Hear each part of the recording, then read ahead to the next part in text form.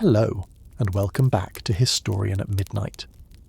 Somewhere above the region the Greeks called Thessaly,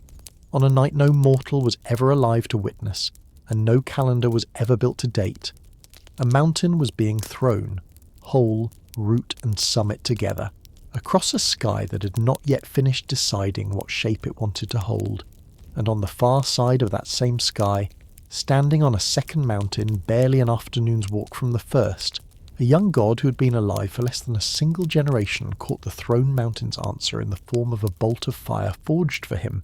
3 days before, by hands that had spent longer buried in darkness than this same god had spent breathing open air at all. This had already been going on, we are told, for 10 full years by the time that single exchange took place, neither side gaining more than a morning's ground before losing it again by nightfall. And it is worth asking, before we let ourselves get pulled forward into the noise and the boulders and the fire, the one question this entire story actually turns on. The question so basic that most tellings rush straight past it toward the more exciting business of watching gods fight. Why? Not how the war was fought, though we will spend a good portion of tonight on exactly that, and not who won it, since anyone who has spent even a single night in this room already knows the answer to that part. Why it started at all. Why a father would come to stand on one mountain readying every weapon the young cosmos possessed against sons and daughters he had once held in his own arms, and why those same sons and daughters would come to believe, with a certainty that never once wavered across an entire decade of open war, that there was no other way this could possibly end. Every war this channel has ever told in this room, the long one at Troy, the quieter and crueler ones fought over grain and money and land in the human centuries since, has had some reason a listener could eventually locate if they were patient enough to look for it. A stolen queen, a contested harbour, a debt gone unpaid for one generation too many. The war we are going to spend tonight untangling had a reason too, and it is worth saying the thesis plainly here at the very start, because everything else we describe across the whole long night ahead is simply that thesis being lived out, generation after generation, by beings who could not seem to stop repeating it even once they had watched it fail every single time before. The Titan War did not begin on the day the boulder started flying. It began, decades earlier, the very first time a father looked at his own child and decided that the safest thing to do with that child's strength was to make sure it never had the chance to grow, and it kept beginning quietly every single time that same decision was made again by the next father in line,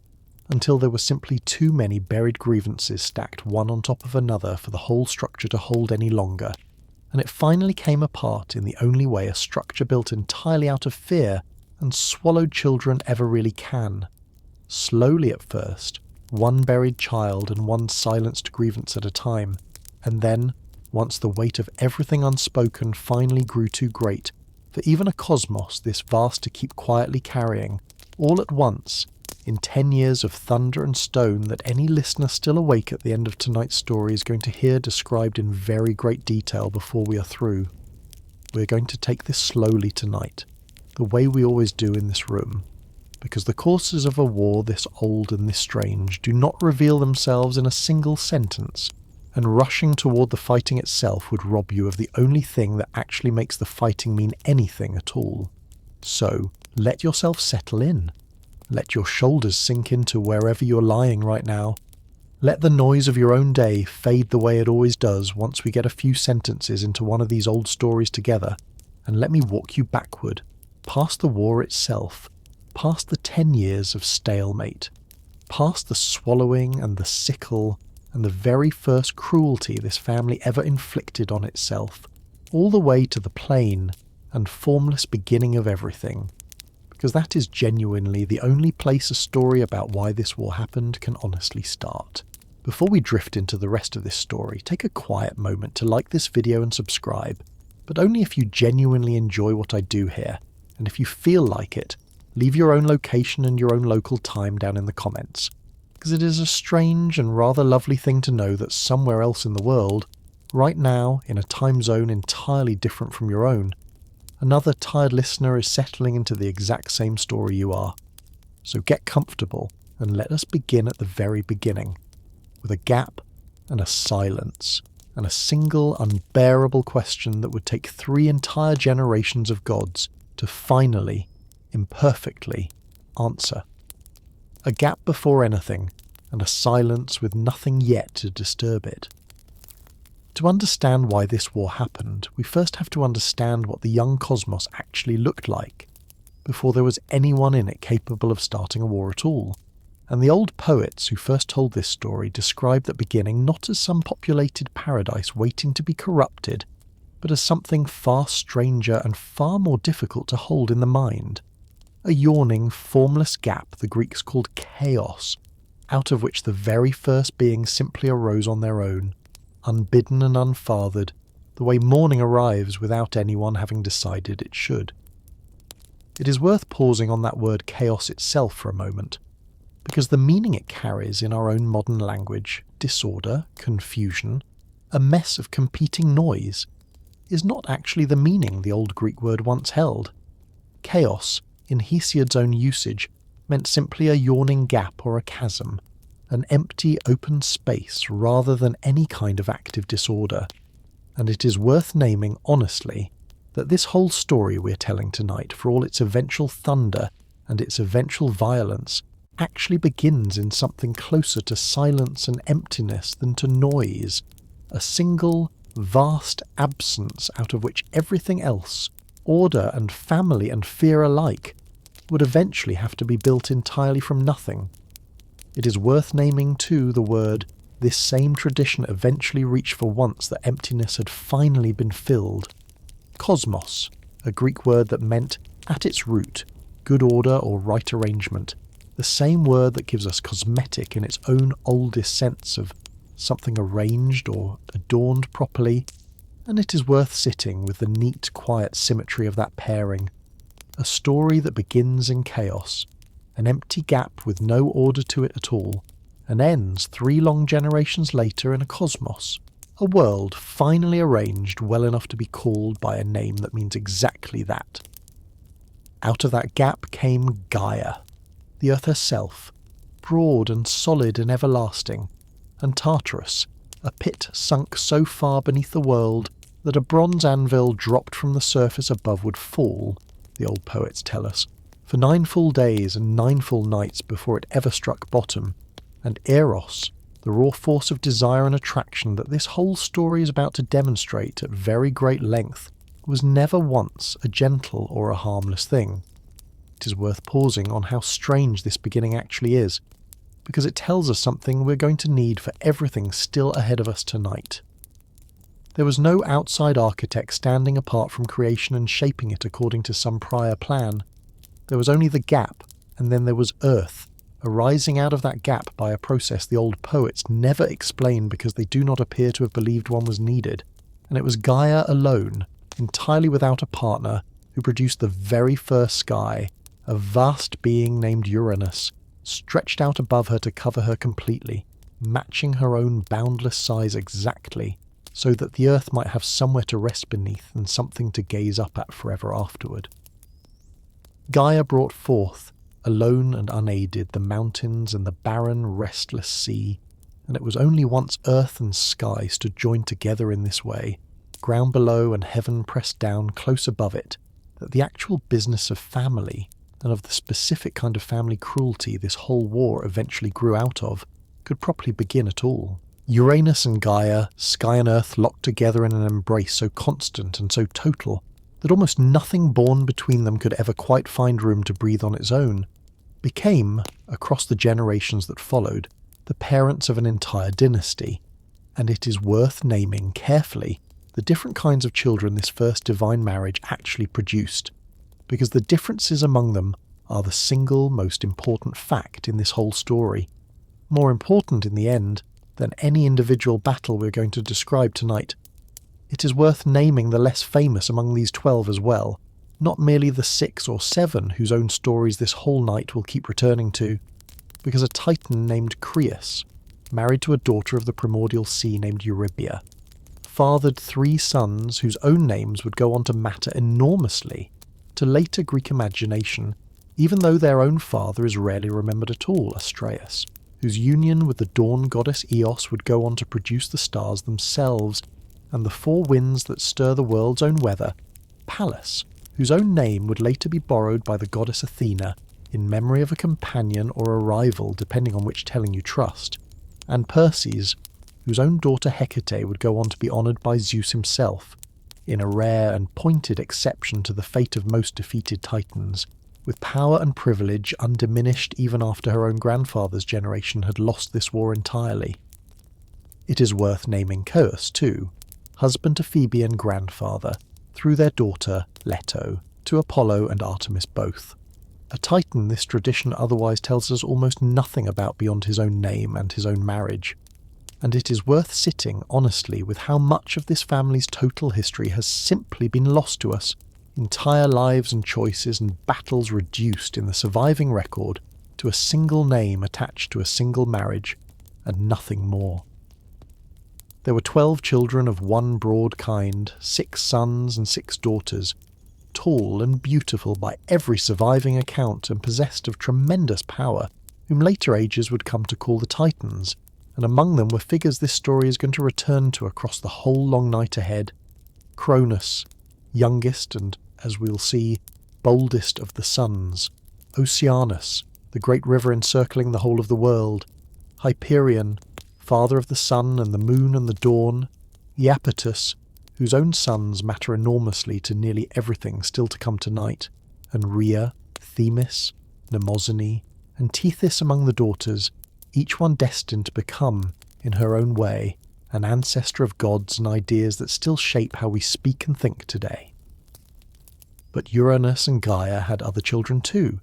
and it is these other children, not the tall and beautiful Titans, who actually set this whole story in motion, because it is what their own father did to them, long before Cronus ever picked up a sickle, that planted the very first seed of everything still ahead of us tonight. There were 3 sons, the old poets called the Cyclopes, each one bearing a single enormous eye set in the middle of his forehead, resembling the gods in every other respect, but marked by that one unmistakable difference. Craftsmen of extraordinary skill whose names, Brontes, Sterops and Arges, meant, in the old Greek, thunder, lightning, and the flash of a bolt striking, names that are going to matter enormously indeed once we finally reach the war itself. And there were 3 sons, still stranger than these, larger than any of their siblings, each one possessing 50 heads and a full 100 arms apiece, monstrous even by the standards of a family already this varied, whom the old poets called the Hekatonchires, the 100-handed ones, named Cottus, Briareus and Gyges, beings of a strength so total that no other force in the young universe could match it.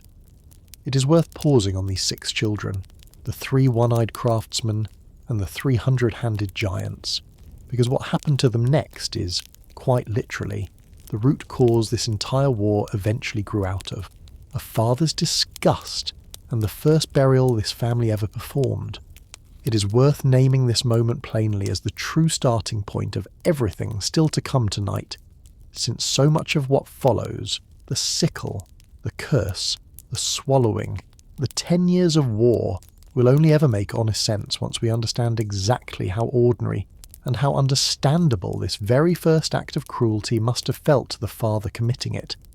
A decision made not out of any grand or theatrical malice, but out of the same small, private discomfort any parent might feel toward a child who simply does not resemble what that parent expected or wanted. A discomfort that curdled, in Uranus's own case, into something the rest of this whole family would spend 3 long generations failing to undo. Uranus looked at these 6 children and felt, the old poets tell us, not pride at their strength, but a plain, uncomplicated horror at how strange and how powerful they were. And rather than raise them alongside their more conventional Titan siblings, he did something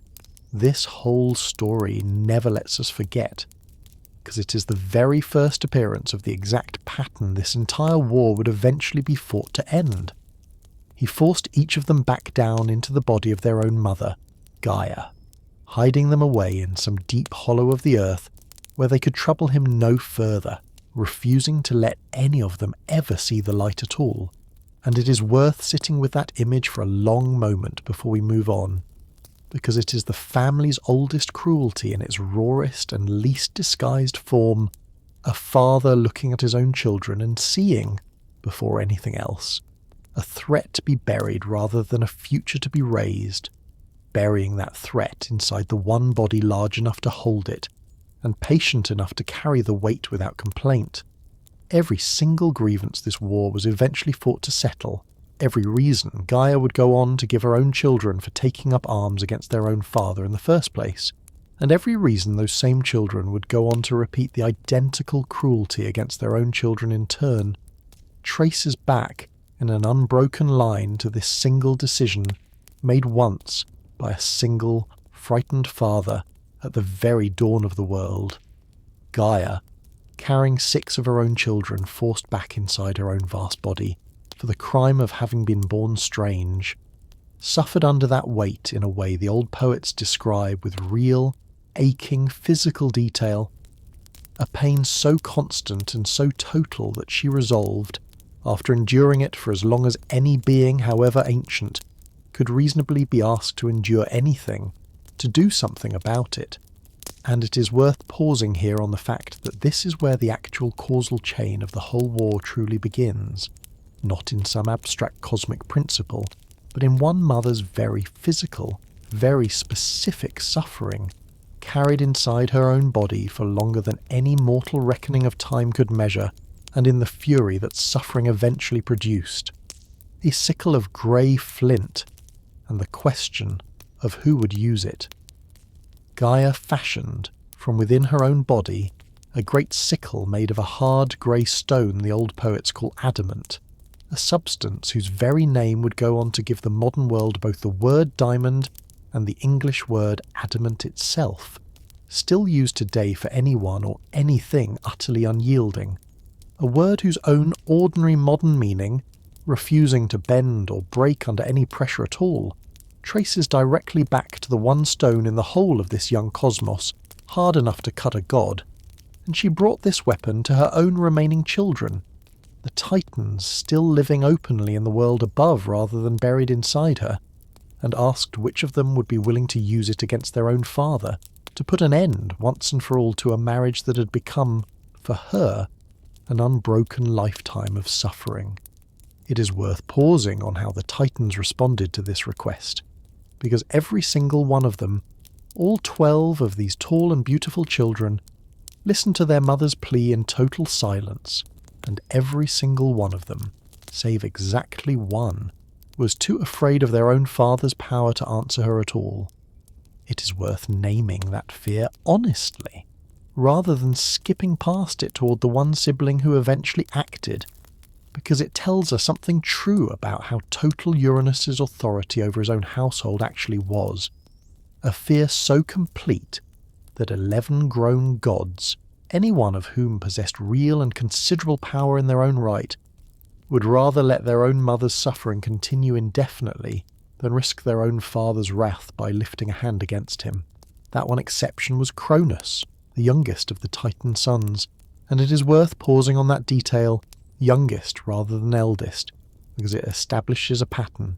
This whole story is going to repeat with real consistency across every generation still ahead of us tonight. It is so often the youngest child, the one who has grown up watching every older sibling learn to live quietly with a tyrant's cruelty, who eventually decides that quiet endurance has gone on long enough, and it is worth naming too. Why this particular pattern, the youngest rather than the eldest proving the one willing to act, recurs so consistently across this whole tradition, rather than being some accident confined to Cronus alone, since the same shape returns, as we will see, in the youngest child born to Cronus and Rhea in his own turn. An eldest child, in almost every one of these stories, has had the longest possible exposure to a tyrant father's power, has watched that power exercised at its most confident and most unquestioned, and has had the most time to absorb the lesson that defiance is unthinkable. while a youngest child, arriving last and often watching from some remove as each of the elder siblings in turn learns to accommodate itself to the father's cruelty, is left with something the eldest almost never has: the simple, clear-eyed outside perspective of someone who has not yet been fully broken into the family's own oldest habit of silence, an outsider's clarity available only to whoever happens to stand last in the line. Cronus took the sickle from his mother's hands and agreed to do what none of his older brothers or sisters had been willing to attempt, and Gaia hid him in ambush, waiting for the moment her husband next came down to lie with her as he always had, spread out over her in that same endless embrace that had produced every one of their children so far, including the 6 he had already buried inside her for the crime of having been born too strange to look at, when Uranus came down that night exactly as he always did, suspecting nothing, because a husband who has silenced every complaint for this many generations has very little reason to expect an ambush now. Cronus struck, reaching out from his place of hiding and cutting away his own father's manhood with a single stroke of the stone sickle his mother had made. It is worth pausing on what happened next, because the old poets do not let this single act of violence pass without enormous consequence, describing in vivid detail exactly what became of what Cronus had cut away. He flung it out over the sea, and from the blood that fell from it onto the earth were born the Erinyes, the terrible avenging furies who would go on to hunt down any mortal or god guilty of shedding the blood of their own kin, and the giants, a vast and monstrous race whose own violent return to this story is still many hours away tonight, but worth remembering now, at their very first appearance, because we're going to need them again before this long night ends. And from the sea foam that gathered around the severed flesh itself, drifting for a long while upon the waves, before finally coming to rest near the island of Cyprus, there rose, fully formed and impossibly beautiful, the goddess Aphrodite, born not of any ordinary birth at all, but out of violence and salt water, a detail worth pausing on because it means that love and beauty themselves, in the oldest Greek imagination, were born directly out of one of the most brutal acts of family violence this entire tradition ever recorded, a name given in scorn and worn ever afterward. It is worth pausing here on a small detail of language most modern retellings leave out entirely, because Hesiod himself is careful to tell us not only what these 12 tall and beautiful children were called, but why. And the why turns out to matter enormously to everything we have spent this section describing. Hesiod tells us that it was Uranus himself, even as his own children were still gathered around their mother listening to her plea for help, who first gave them the name Titans, and that he gave it to them not as any simple label, but as a curse spoken directly to their faces, a bitter wordplay built from 2 old Greek words, one meaning to strain or to overreach, and the other meaning vengeance or retribution, so that the very name Titan, in Hesiod's own telling, means something close to those who strained beyond their place, and who will pay for it later. It is worth sitting with the strangeness of that detail, because it means Uranus, before Cronus had ever lifted the sickle against him, was already naming his own children as future criminals for a crime none of them had yet committed, a father's own fear curdling into prophecy and insult in the very same breath, months or years before that fear ever gave any of them real cause to earn it. And it is worth naming, too, the quiet irony this same detail carries forward into everything still ahead of us tonight, because the name Uranus meant as a curse and an accusation was the very name his own children, and their children after them, wore without apparent shame for the whole of the rest of this story. Titans still, defeated and imprisoned in Tartarus by the war's end, but never once stripped of the name their own grandfather had first spoken in scorn, as though even a curse, once claimed openly rather than hidden from, loses some part of its power to wound.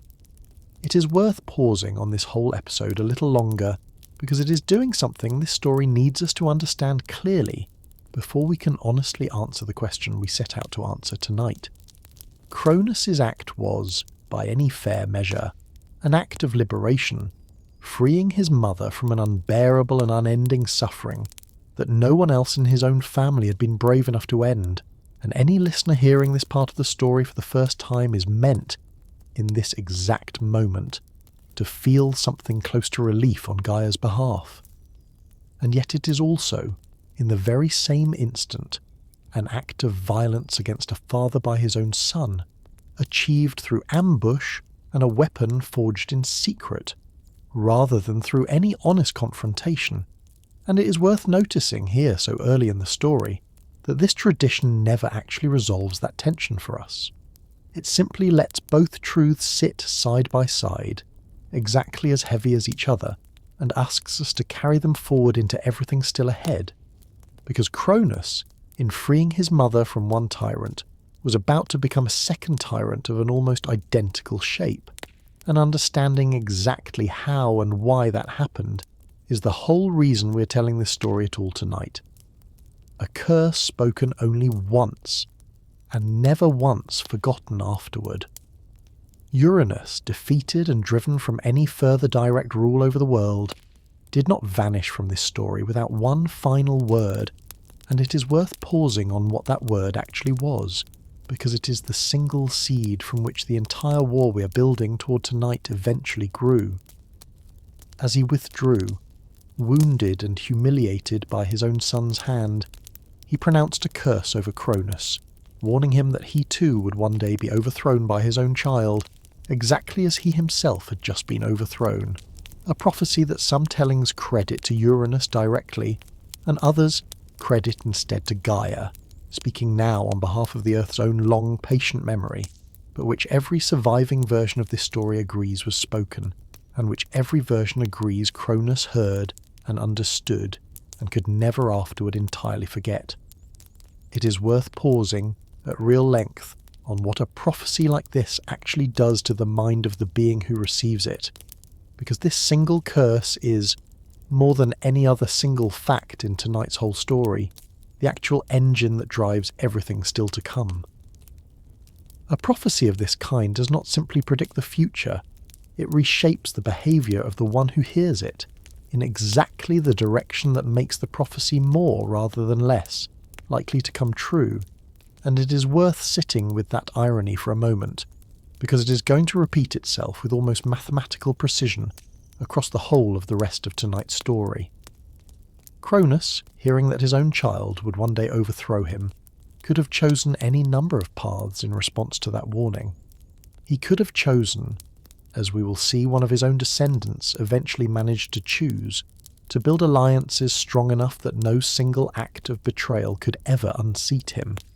He could have chosen to raise his children openly, in trust rather than in fear, gambling that loyalty freely given might prove a stronger shield than violence ever could. Instead, he chose the single path that guaranteed the very outcome he was trying to prevent, because a child raised in total captivity, denied any chance to know or trust the father who imprisoned it, has no reason at all to extend that father any loyalty once it finally finds a way free. And every one of Cronus's own children was about to discover exactly that truth for themselves, a golden age above and a private terror below. Cronus, having seized his father's throne, ruled next over what later poets, writing centuries afterward in a work called Works and Days, remembered as a golden age for the mortal beings who lived through it, a race of humans. The old poets tell us lived without sorrow or hard labour, without disease or the slow indignities of old age, feasting on food the earth provided freely without any need for ploughing or planting, and dying at last not in fear or pain, but as though simply overtaken by a gentle sleep. It is worth letting yourself actually picture that world for a moment before we leave it behind.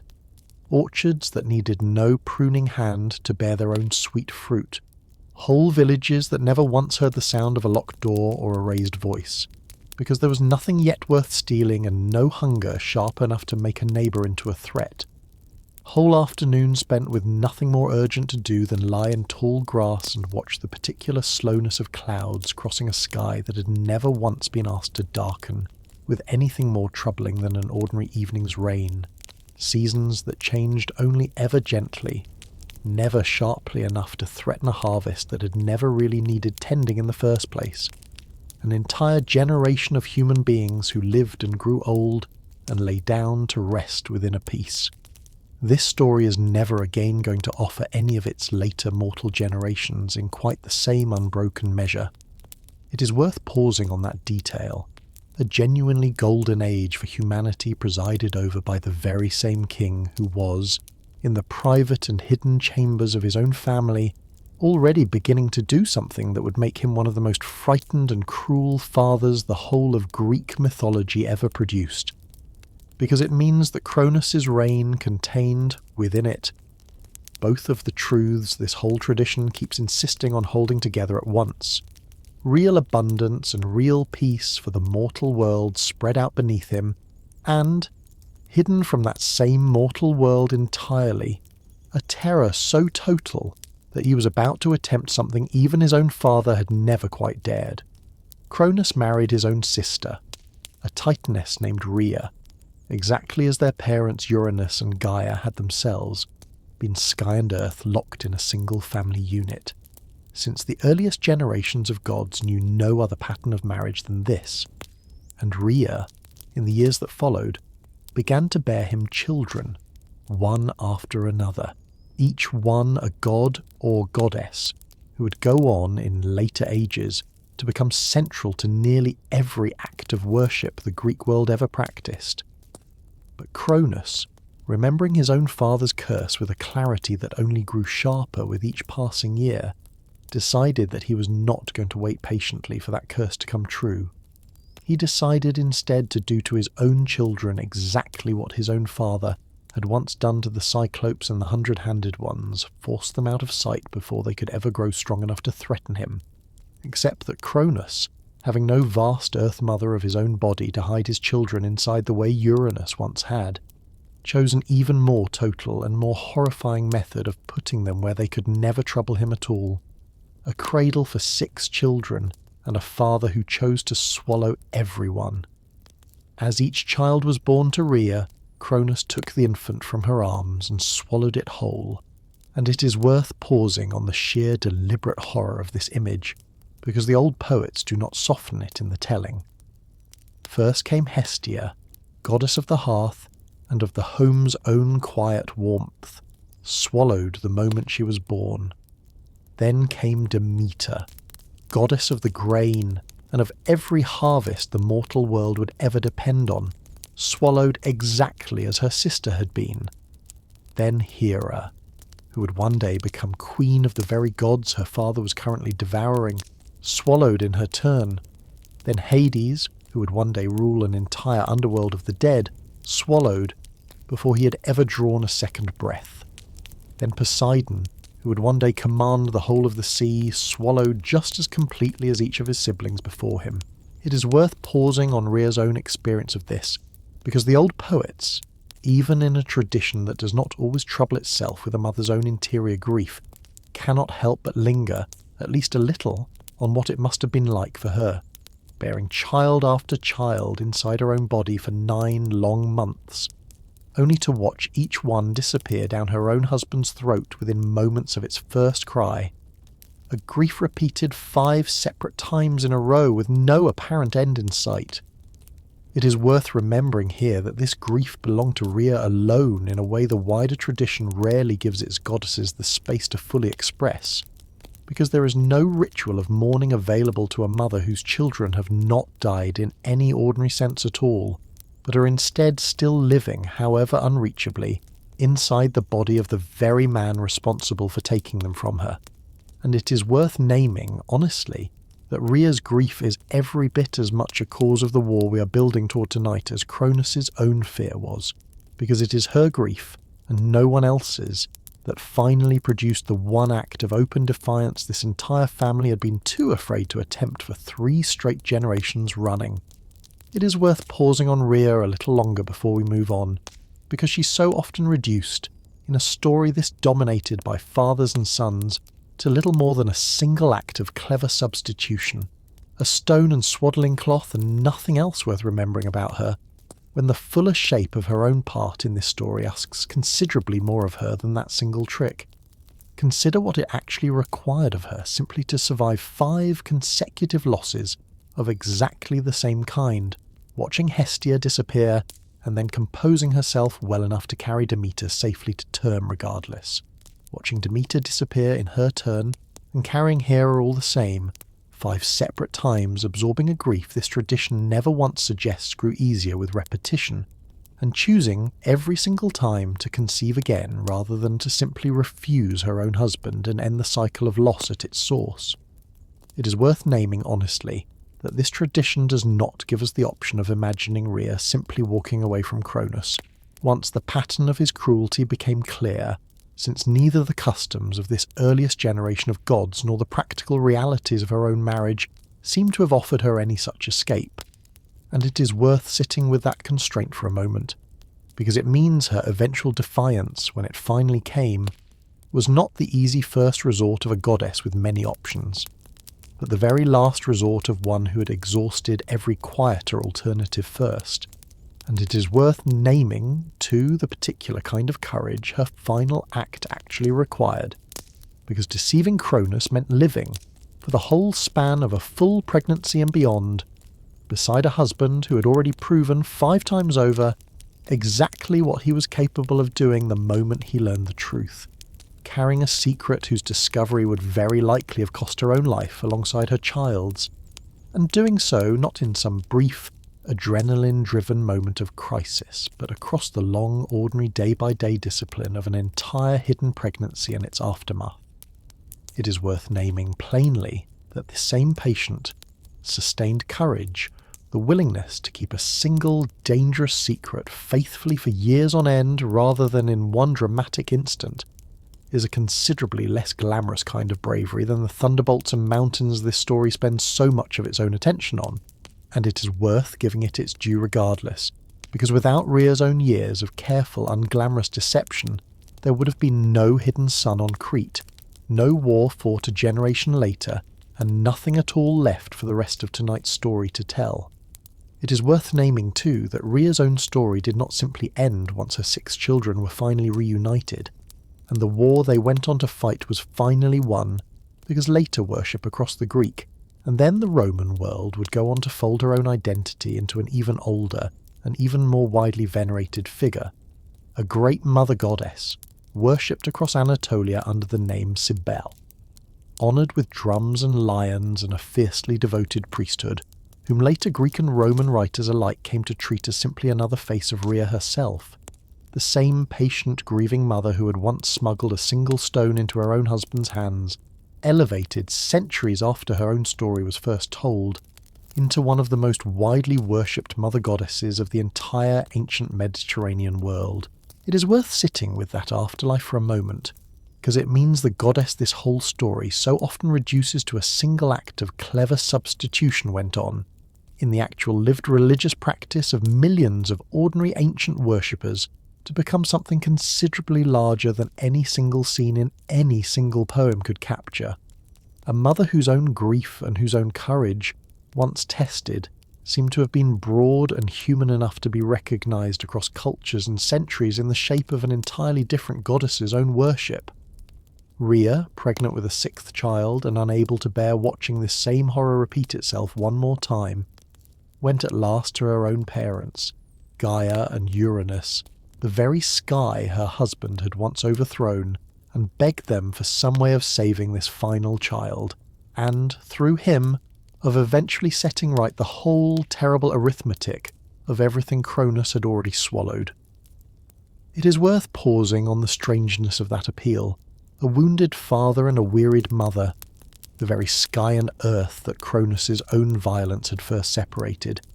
being asked now to help undo a second generation of exactly the same cruelty their son had learned, in some sense directly from them. And it is worth noting too that they agreed, sending Rhea away to the island of Crete to give birth to this final child, in a secrecy so total that Cronus would never once suspect what she had actually done, and giving her, in place of the infant she would need to hand over, a great stone wrapped in swaddling clothes, the substitute that Cronus swallowed in total, unsuspecting confidence that he had once again disposed of his own newest son.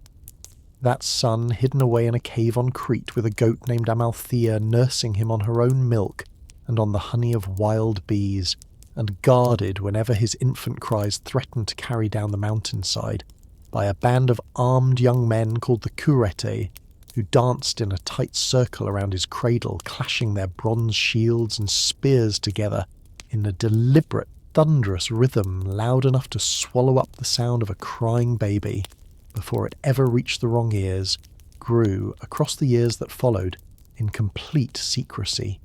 It is worth pausing on what that childhood must actually have been like, because it stands in such total contrast to everything his 5 older siblings had already experienced. While Hestia and Demeter and Hera and Hades and Poseidon existed, unconscious and unaging, inside the darkness of their own father's body, their youngest brother was growing up in the open air of an actual mountainside, drinking actual milk and actual honey, hearing actual bird song and actual weather, becoming, across years his siblings would never experience passing at all, into a young god of real and growing strength, the only one of Cronus's 6 children who was ever permitted an actual childhood.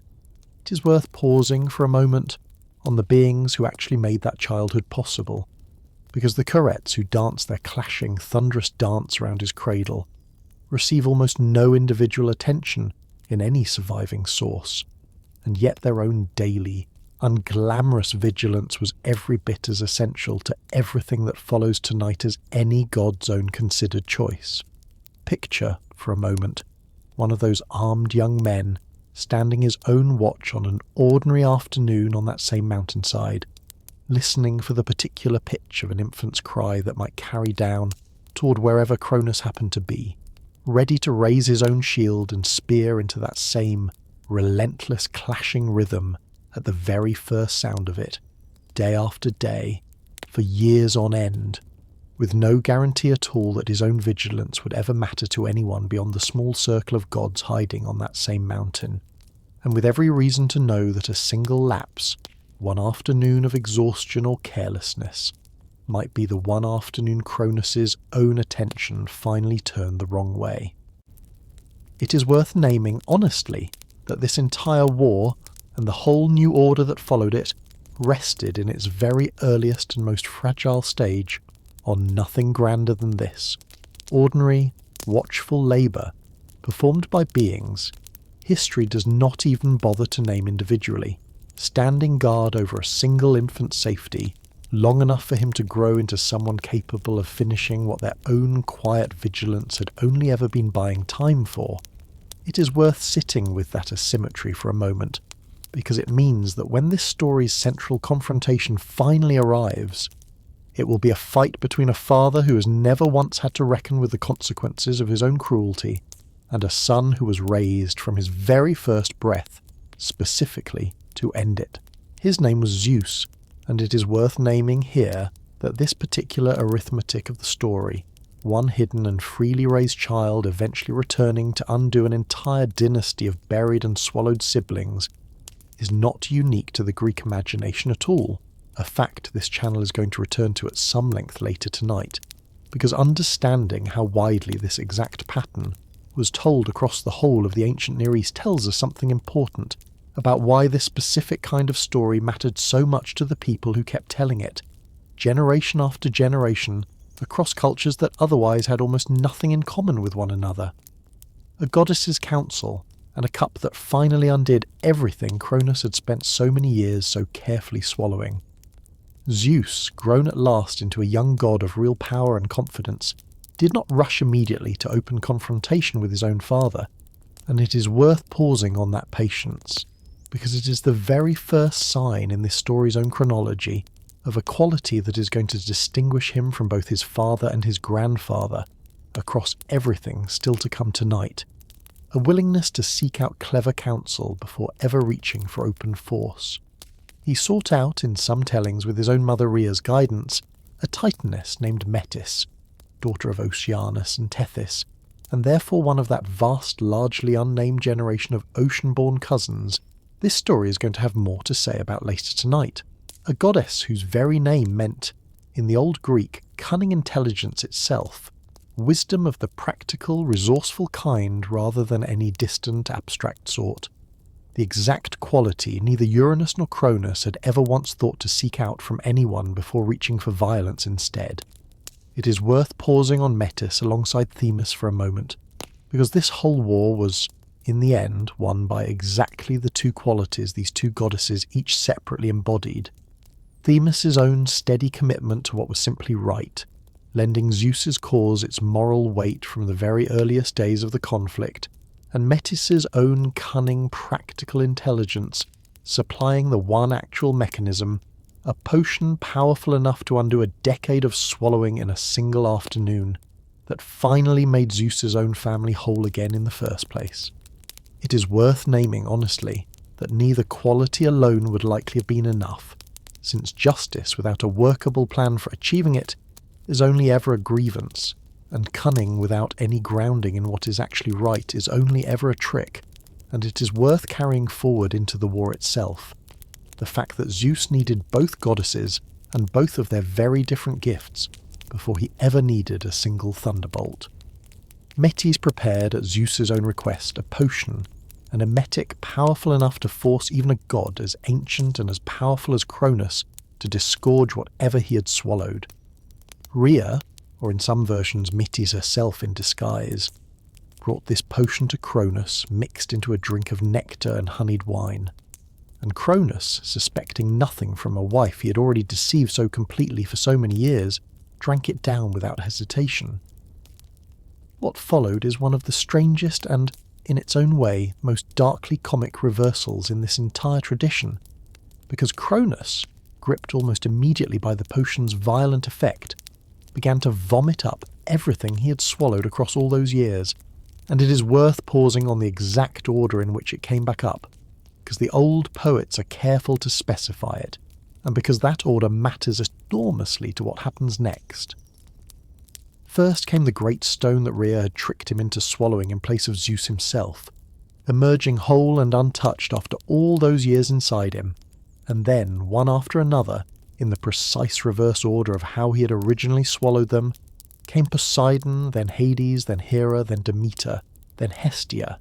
each one restored to the light of day, fully grown, as though no time at all had passed for them despite having spent years or, in the case of the eldest, decades inside their own father's body. It is worth pausing on this reunion, because it is a genuinely strange thing to try to picture honestly. 5 grown gods and goddesses suddenly returned to the world in full adult form, having experienced nothing at all of the years that had actually passed for everyone else around them, meeting for the first time in any way that either side could actually remember, the youngest brother who had spent that same span of years growing up on a mountainside specifically in order to arrange their rescue.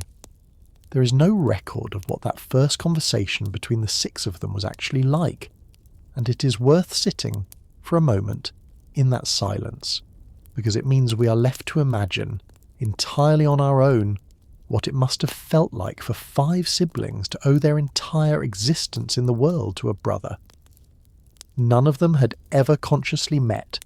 and for that brother to look, for the first time, at the family he had spent his whole hidden childhood being raised in order to save, it is worth naming plainly that this is the exact moment the causes of this war finally stop being private, and become, for the first time, a shared and collective grievance, because Zeus alone had a personal debt to settle with his father. But all 6 siblings together, once reunited, had an entire dynasty's worth of buried cruelty behind them, stretching all the way back to 6 other children none of them had ever even met, still buried in the dark beneath their own feet. And the stone itself, spat out along with the rest, was given a strange and rather touching honour in the story's own telling, because later ages report that Zeus had it set up at the very centre of the world, at the sacred site of Delphi, where it stood for centuries afterward as an object of genuine religious reverence, a monument in effect to the exact substitute that had once saved his life, a plain grey stone marking the spot the ancient Greeks believed to be the precise navel of the entire earth, called in the Old Greek the omphalos, and it is worth naming here, that a carved stone bearing exactly that name and exactly that shape still stands today in the Archaeological Museum at Delphi, recovered during excavations of the ancient sanctuary in the early 20th century, carved and displayed by the ancient Greeks specifically to represent that same swallowed stone at the very sanctuary where the old tradition insisted it had once been enshrined, meaning that any traveller visiting Delphi today can still stand in front of an object the ancient world itself pointed to and said, "This is the very thing our king of the gods once mistook for his own child," and it is worth pausing on that small, strange detail, because it means that the whole enormous cosmic war we're about to describe tonight had, sitting quietly at its origin, nothing more dramatic than a rock, a frightened mother once wrapped in swaddling cloth. It is worth naming, too, that Delphi's own sacred history reaches back, in the fuller tradition, even further than the stone Zeus set there, because later writers held that the oracle at that same site had passed through several divine keepers before the god most associated with it today, Apollo, ever claimed it for his own.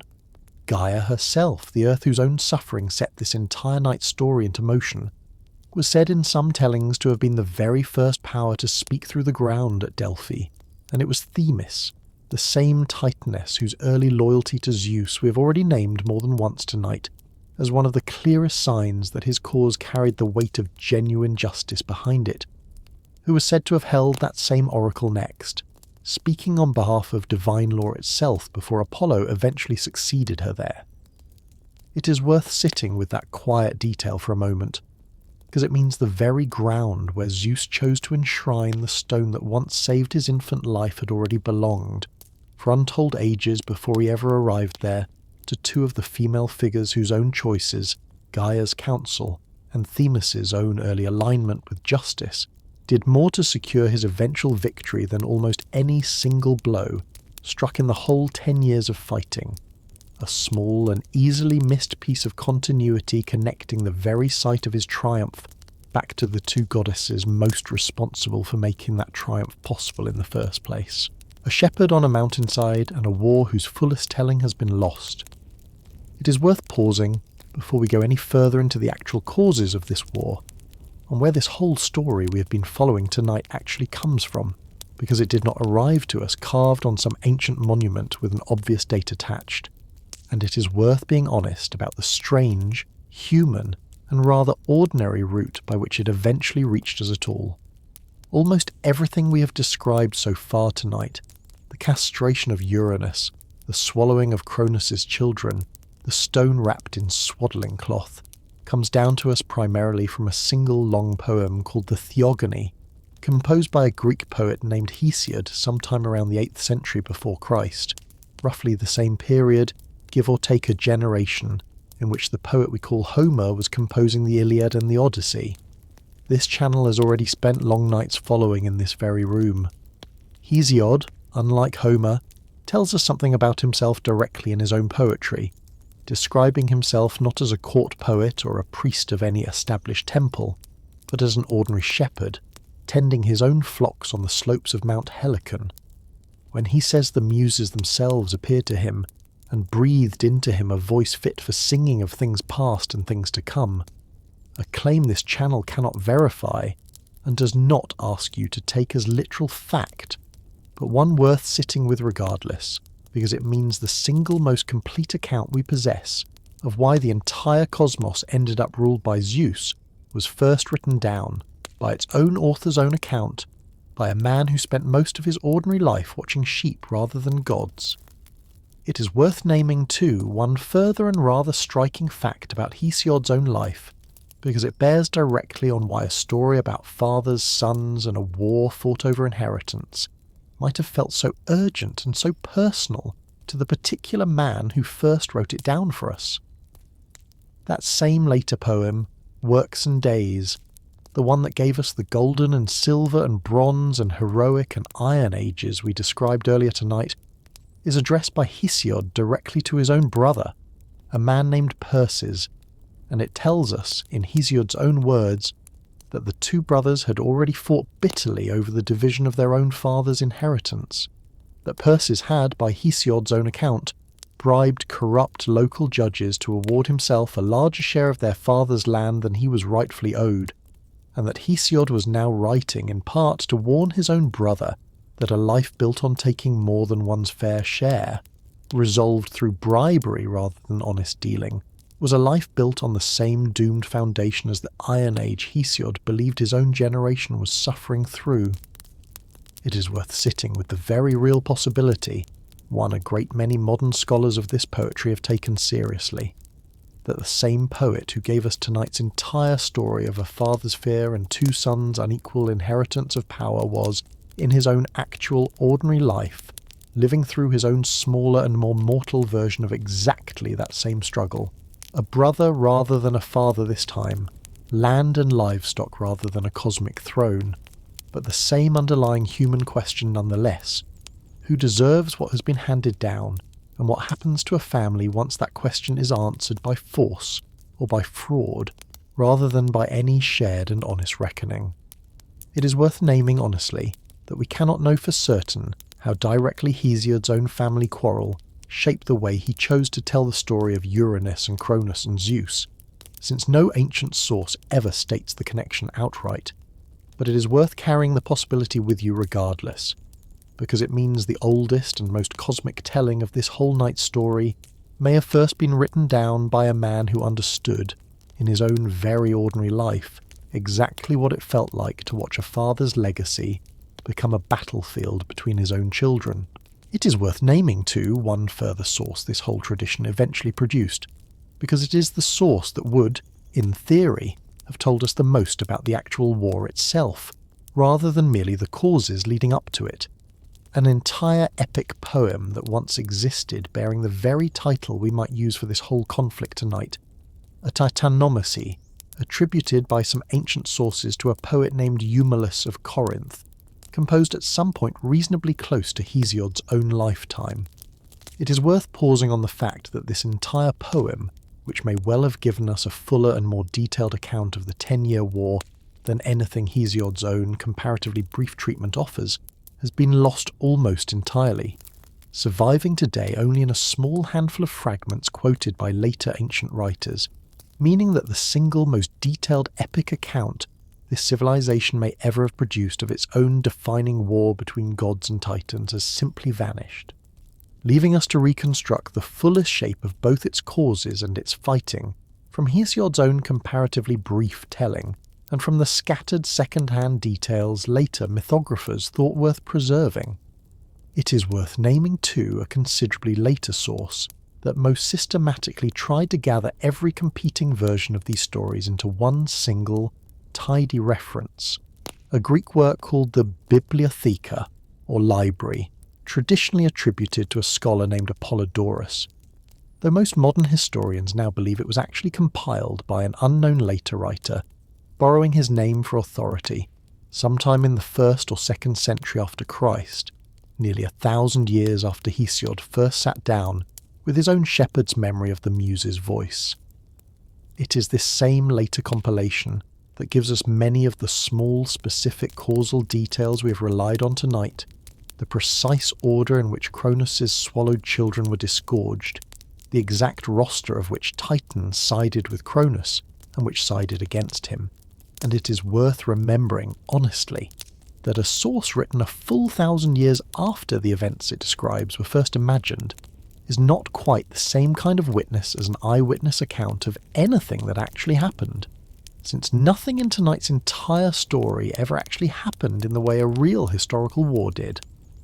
It is worth naming too one further and considerably stranger religious tradition, preserved in fragments of poetry attributed to the mythical singer Orpheus, and compiled centuries after Hesiod's own lifetime, which offers a version of the deeper causes behind this whole succession struggle unlike anything in Hesiod's own account, framing the entire conflict not simply as a family quarrel over a single throne, but as one stage in a much longer cosmic cycle of destruction and renewal, in which the true underlying cause of every succession war in this dynasty was never really any one father's individual cruelty at all, but a kind of built-in instability woven into the very fabric of a universe still learning, generation by generation, how to hold itself together without collapsing. This channel mentions that tradition not because it changes anything we have already described tonight, but because it shows us that even the ancient Greeks themselves were never fully satisfied with any single explanation for why this war had to happen, and kept reaching across centuries for deeper and stranger causes than a simple prophecy and a father's fear. And it is worth naming finally a Greek travel writer named Pausanias, touring the whole of Greece in the 2nd century after Christ and recording, with the careful, curious eye of someone determined to describe exactly what he actually saw, rather than merely what he had read. Much of what we know about the physical sites this story touches, the temple and lost statue at Olympia, the modest peak of Mount Olympus in Thessaly, the oracle beneath its ancient oak at Dodona, describing each one as it actually stood in his own lifetime, already ancient even by his own considerable historical distance from Hesiod.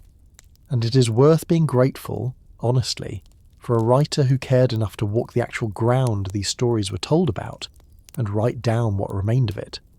Because without his own patient record, considerably more of tonight's own telling would rest on nothing firmer than a poem's own say-so. It is worth pausing too on the rather fragile physical road this whole story actually had to travel merely to survive long enough for any of us to hear it at all.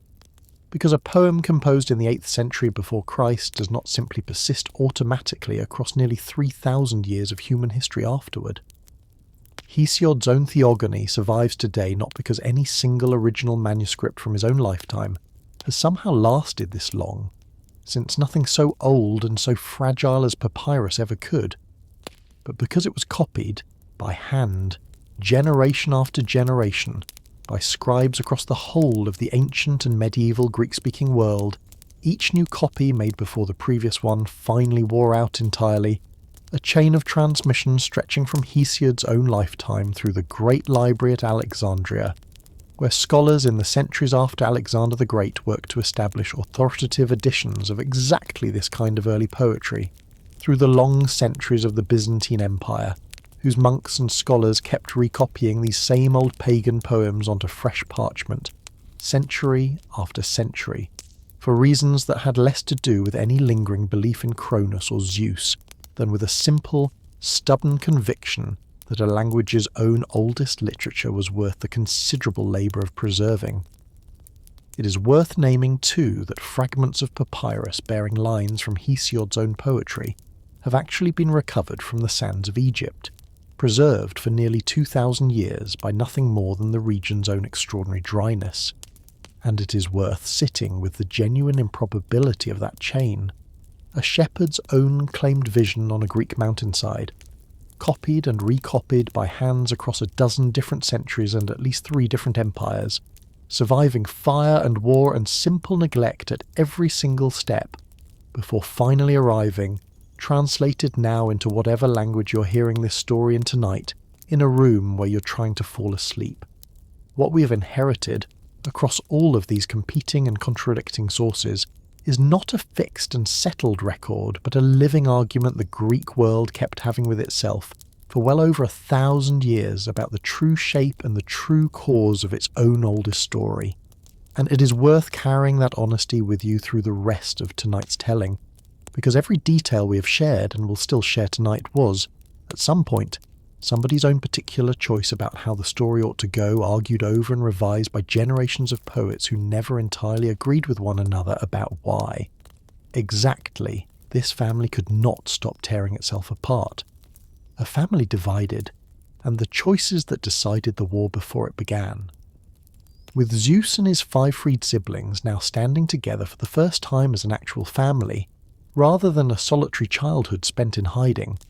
the moment had finally arrived to answer the question that had been building since the very first sentence of tonight's story, whether this dynasty's oldest habit of fear and burial was going to be allowed to continue into a 3rd generation unchallenged, or whether someone was finally going to do something about it. Zeus and his freed brothers and sisters declared open war against Cronus and the ruling generation of Titans who stood behind him, a conflict later ages would come to call the Titanomachy, the War of the Titans, and it is worth naming clearly here exactly who stood on which side of it, because the division was not nearly as simple as merely gods against titans, and the reasons behind each individual choice tell us more about the true causes of this war than almost anything else we're going to describe tonight. Most of the Titans, the 12 tall and beautiful children of Uranus and Gaia, who had once stood silently by while only Cronus was brave enough to answer their mother's plea for help against Uranus, sided now with Cronus in his own turn, taking their positions on a mountain called Othrys in the region of Thessaly, a real and modest peak that still stands today only a short distance from Olympus itself across the same Thessalian plain, close enough that a traveller in the region can still, on a clear day, see both summits at once. The old order and the new one that replaced it separated by nothing more than an afternoon's walk across ordinary, unremarkable farmland. It is worth naming, too, that this same region of Thessaly sits, in ordinary geological fact rather than in any myth, along a genuinely active seam of the Earth's own crust, a landscape that has produced real and often severe earthquakes across the whole span of recorded Greek history, and it is worth wondering gently and without any claim to certainty whether a land this prone to sudden ground-shaking violence might have given the poets who first imagined a war fought with hurled mountains and a trembling earth something more than pure invention to draw upon, a landscape that had, quite apart from any god or titan, already taught the people living on it exactly what it felt like for solid ground to become, without warning, something that could no longer be trusted to simply hold still. It is worth pausing on why most of these titans made this choice, because it was not in every case mere loyalty to a beloved father. For many of them, it was the same fear that had kept them silent when Uranus was the one being overthrown, a fear of choosing the losing side in a family conflict that had, after all, already claimed one reigning sky father, and a simple, understandable reluctance to believe that the youngest of 6 swallowed children, only recently returned to the world at all, could actually pose a serious threat to a king who had already reigned successfully for generations. But not every titan joined Cronus's side, and it is worth pausing on the exceptions, because they establish, right at the outset of this conflict, that intelligence and foresight were going to matter every bit as much as raw strength before this war was finally settled, and because the specific reasons behind each exception tell us something honest about the real, individual calculations being made inside a family on the edge of total war. Oceanus, the great encircling river, took no active part in the fighting at all, remaining neutral throughout, a choice this story lets pass without much comment, but one worth pausing on regardless, because it suggests that at least one member of the oldest generation understood the wisdom of refusing to be swallowed up in a quarrel that was not, at its root, his own to fight. Themis, goddess of divine law and order, sided instead with Zeus from the very beginning, a choice this whole tradition treats as entirely fitting, since a war fought to establish a more just order in the cosmos naturally drew the goddess of justice itself to the side that was eventually going to win it, her own presence a kind of quiet, early verdict on which side of this war actually had the stronger moral claim, and 2 sons of the Titania Petus, cousins to Zeus on his father's own side of the family, made a choice that this story is going to return to at real length many hours from now, because one of them understood, with a clarity none of his own siblings possessed, exactly which way this war was actually going to end. That Titan's name was Prometheus, whose own name meant forethought, and it is worth naming him clearly here, even though his own fullest tale belongs to another night, because his choice to side with Zeus, rather than with his own generation of Titans, is one of the clearest early signs in this whole conflict, that the coming war was not simply going to be decided by strength alone, and that at least one being on the losing side of history was clever enough to see the outcome coming before the first stone was ever thrown. Prometheus' own brother, a Titan named Epimetheus, whose name meant, in a piece of naming this tradition clearly delights in, afterthought, sided with him, while their other brothers, Atlas and Menoetius, remained loyal to Cronus and the older generation, and it is worth pausing on that split within a single Titan family, because it means this war, from its very beginning, cut through households and marriages and brotherhoods in exactly the same way every war this channel has ever described in this room eventually does, forcing choices that no family should ever actually have to make, and turning what began as one father's private cruelty into a conflict that would eventually claim brother against brother across the whole of the Titan generation. It is worth pausing a little longer on Prometheus specifically, because his choice to side with Zeus was never quite as simple as some later, tidier retellings like to suggest, a clever Titan who merely happened to guess correctly which side would win. His own name, forethought, was not a decoration but a genuine description of a particular kind of intelligence this tradition credits him with, an ability to look at the shape of events still unfolding and see, with real clarity, where they were eventually going to end. And it is worth asking honestly what it must have cost him to look at his own father's generation, the Titans who had raised him and fed him and taught him everything he knew, and conclude correctly that they were fighting for a cause already lost. A father's fear repeating itself downward through the family the same way it always had. It is worth naming too that Prometheus's own brother Epimetheus, whose name meant afterthought, following him to the same side, is remembered by this tradition with a gentler kind of humour than Prometheus's own choice deserves, since Epimetheus, true to his own name, seems in every later story this channel might tell about him to have understood things only once they had already happened rather than before, a quality that would go on, in a tale for another night, to cause considerable trouble once a certain jar and a certain woman named Pandora finally arrived at his own door. It is worth pausing too on the fact that Prometheus's own clear-sightedness, so useful to Zeus in this particular war, would not go on to serve him nearly so well in the stories that came after it. A detail this channel is not going to tell in full tonight, but one worth naming honestly regardless, because it complicates any simple lesson we might otherwise draw from his choice. The same forethought that let him see the Titans' defeat coming would, in time, also let him see something Zeus himself did not yet want anyone to see. A coming conflict over fire, and over what mortal beings deserved to be given, and what the gods preferred to keep for themselves, and Prometheus's own eventual fate, chained to a mountain and preyed upon without end for choosing loyalty to a struggling new race of mortals over loyalty to the very king he had once helped place upon the throne, suggests that clear sight and correct judgment are not, in the end, any guarantee of safety within a family whose oldest habit was never fully broken, so much as narrowed and redirected.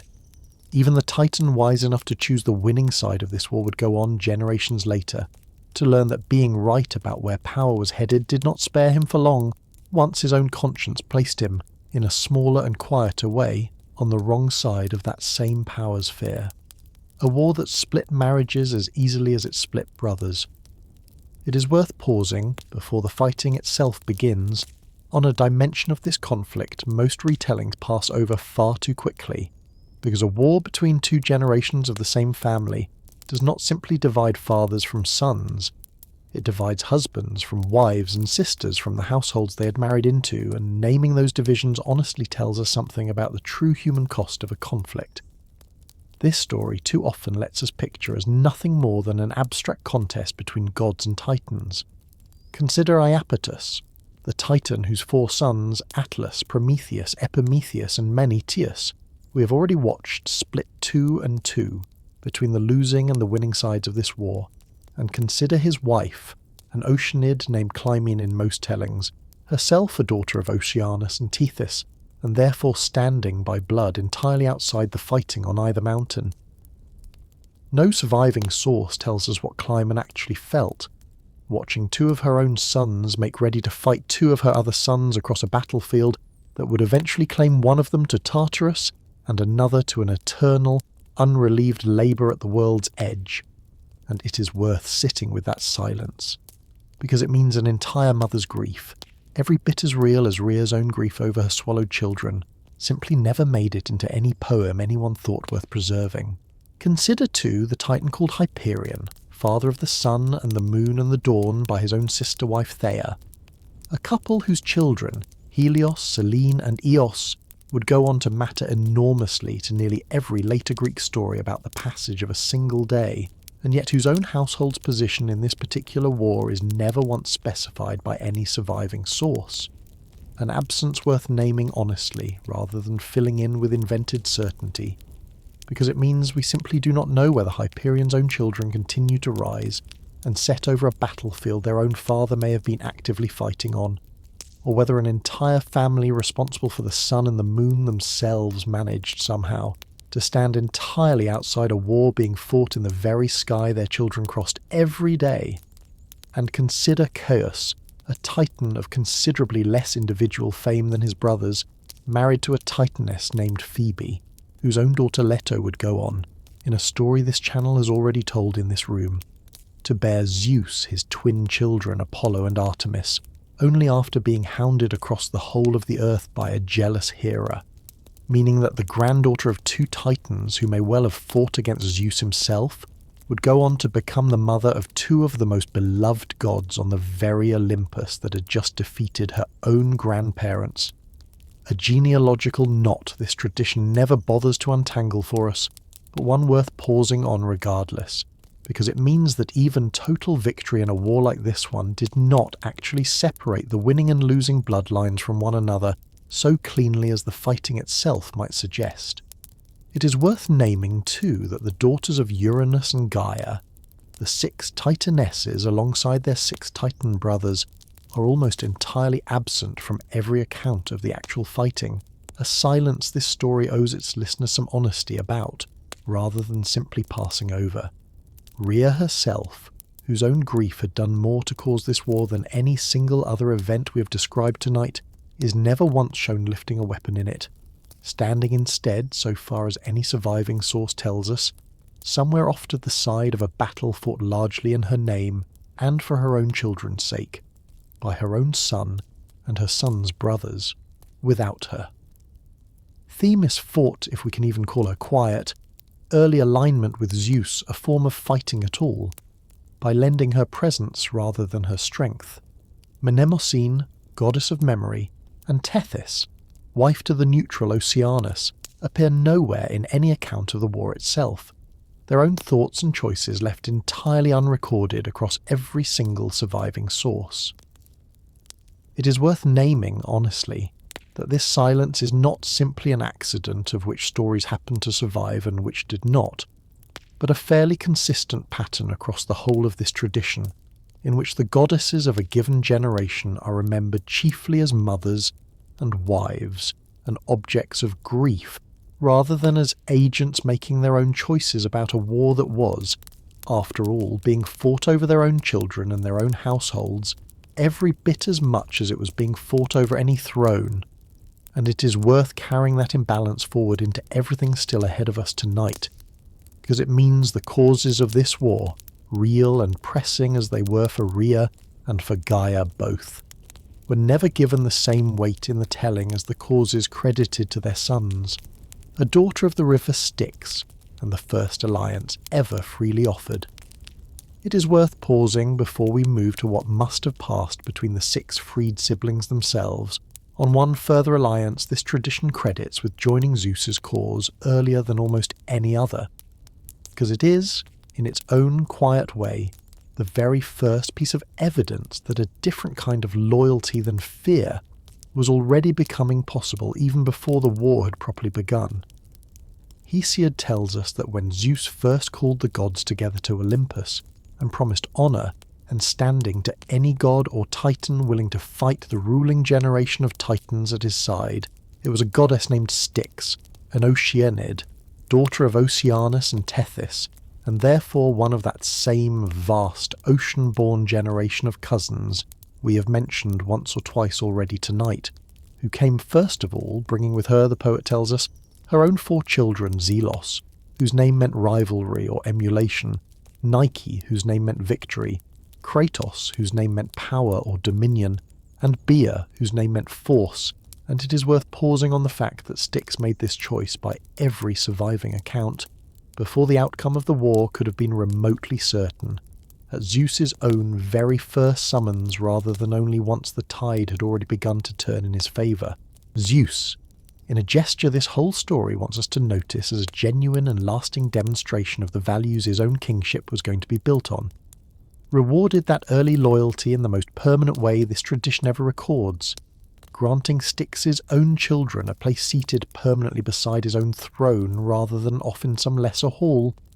Kratos and Bia in particular becoming, in later tellings, something closer to Zeus's own personal enforcers,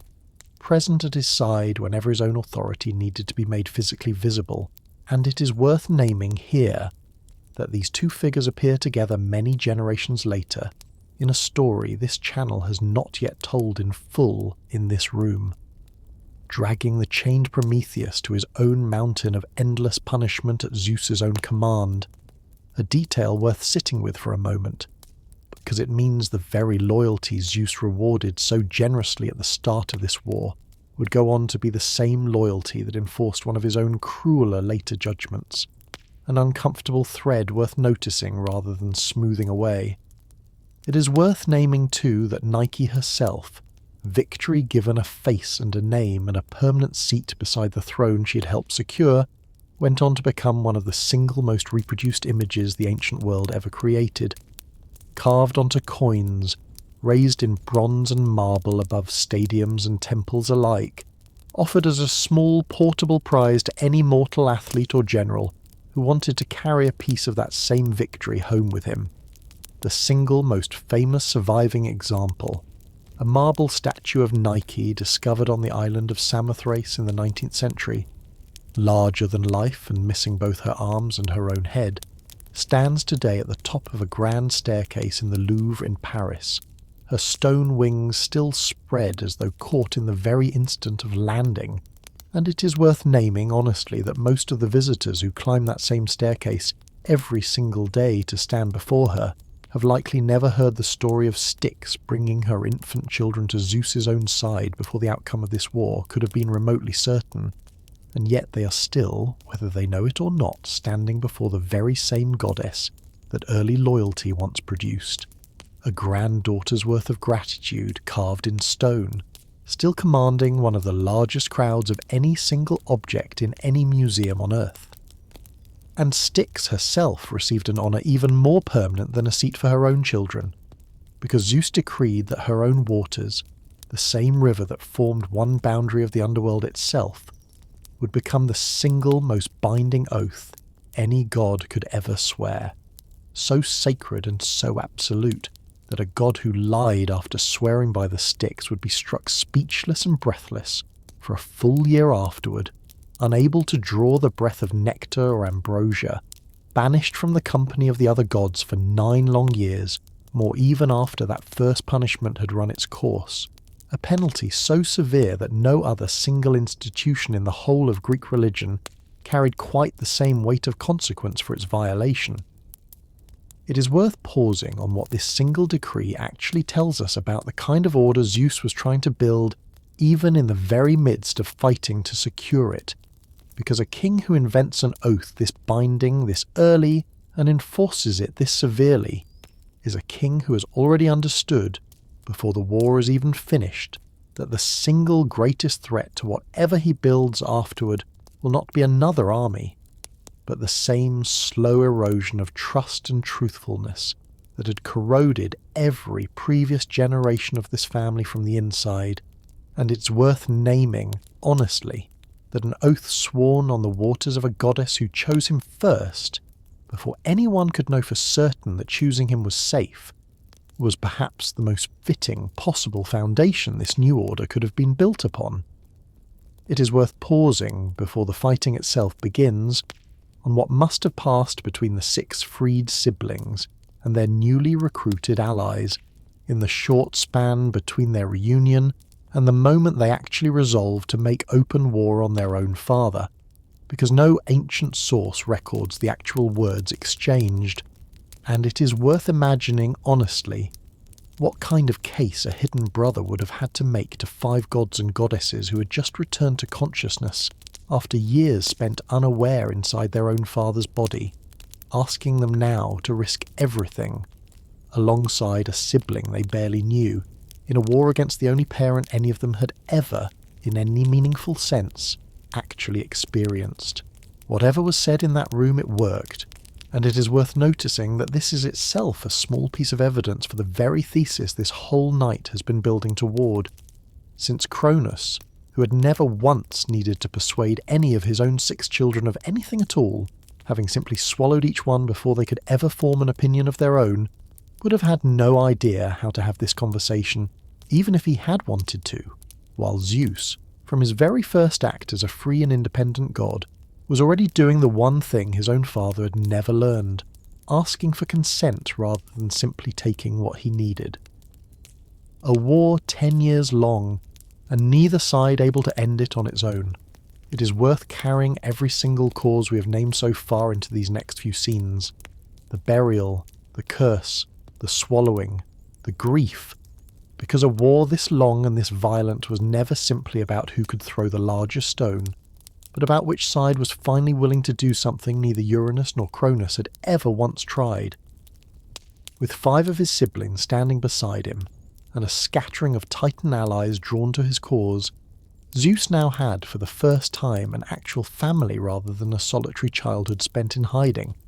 and what followed did not come quickly or easily at all. It is worth pausing, briefly, on the number itself, 10 years,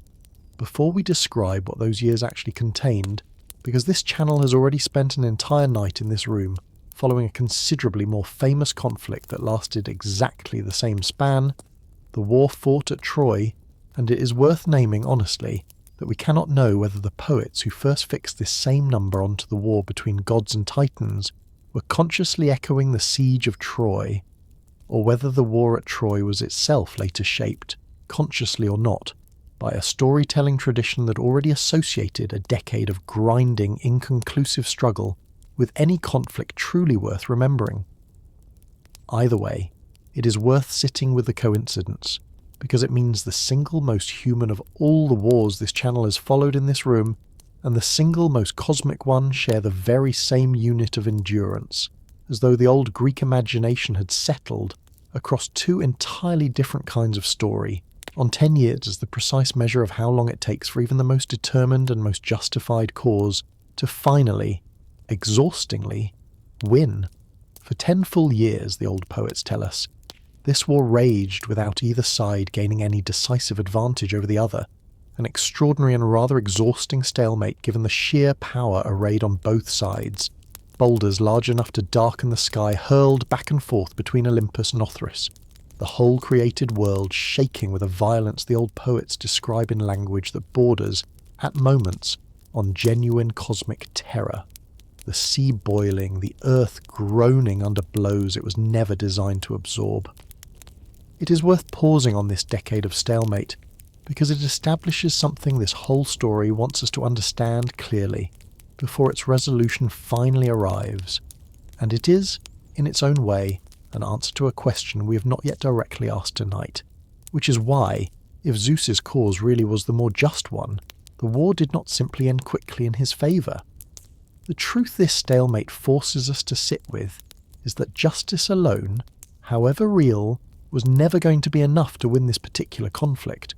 because Cronus and his Titan allies possessed raw strength, every bit the equal of Zeus and his own siblings, having been forged by the exact same cosmic processes and tempered by generations of their own hard-won survival. 10 years of boulders and thunder proved, if nothing else, that this war was never going to be settled by strength alone, and that something else entirely, some resource neither side had yet thought to reach for, was going to be required before Zeus could actually claim the throne this whole war was being fought over, prisoners in the deepest dark, and a debt about to be repaid. It was Gaia, the Earth herself, who finally broke this decade of stalemate, coming to Zeus with counsel that would change the entire shape of the war, and it is worth pausing on the fact that it was Gaia specifically who offered this counsel, because she is the same figure, the same patient, long-suffering mother who had once handed her own son Cronus the sickle that began this whole cycle of violence in the first place, and who now, watching a second generation of her own children locked in exactly the same kind of struggle, chose to intervene again, this time on behalf of the grandson who was fighting to end a pattern she herself had once helped set into motion. Gaia told Zeus that victory in this war would only ever be his if he freed the prisoners still held in the deepest darkness of Tartarus, the same pit so far beneath the world that a falling anvil would take 9 full days to reach its floor, where the Cyclopes and the 100-handed ones had been kept, first by their own father Uranus, and then, in an act of continuity this story wants us to notice clearly, by Cronus himself, who had never once thought to free them even after overthrowing the very father who had first imprisoned them there. It is worth pausing on that continuity, because it is one of the most quietly damning details in this entire story, and it is, in the end, one of the clearest single causes we can point to for why this war became necessary at all. Cronus, who had cut down his own father specifically in the name of ending Uranus's cruelty, inherited, upon taking the throne, 6 imprisoned siblings that cruelty had already buried, and rather than freeing them, rather than undoing even this smallest and most obvious piece of his father's injustice, he simply left them exactly where they were, guarded now by a monstrous jailer named Campe, and continued adding his own children to a family tradition of burying the inconvenient and the strange, rather than ever actually reckoning with it. This single failure, a son overthrowing a tyrant only to preserve that same tyrant's cruelest unfinished business rather than undoing it, is the clearest possible evidence that Cronus's rebellion against Uranus was never actually about justice at all, but only ever about which particular god got to sit on the throne, and it is exactly this failure of imagination, the inability to conceive of power that did not require someone buried beneath it, that made a second war, a generation later, all but inevitable.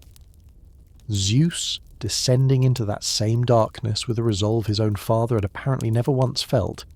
killed Campe and freed the Cyclopes and the 100-handed ones from a captivity that had, by this point in the story, lasted for multiple entire generations of gods, and it is worth pausing on what he found there. 6 beings who had been buried and forgotten by 2 consecutive kings in a row, brought at last into the light by a 3rd king who needed their help, and who, unlike either of his predecessors, was actually willing to ask for it honestly, rather than simply exploit it. It is worth pausing too, on what that first reunion in the light must actually have felt like, because these were beings who had known nothing but darkness for a span of time. Neither the old poets nor any modern reckoning can measure with any real confidence, and it is worth imagining, honestly, what it means to step for the first time in that many years back into open air and ordinary daylight, and it is worth noticing that the old sources, when they bother to describe this moment at all, describe gratitude rather than confusion or resentment at having been forgotten for so long, a gratitude Zeus met immediately with a plain and direct request, rather than any lingering suspicion of his own, asking these 6 freed prisoners to fight alongside him against the very Titan order that had left them buried. It is this single exchange, a debt of freedom offered honestly and a debt of loyalty returned just as honestly and kind,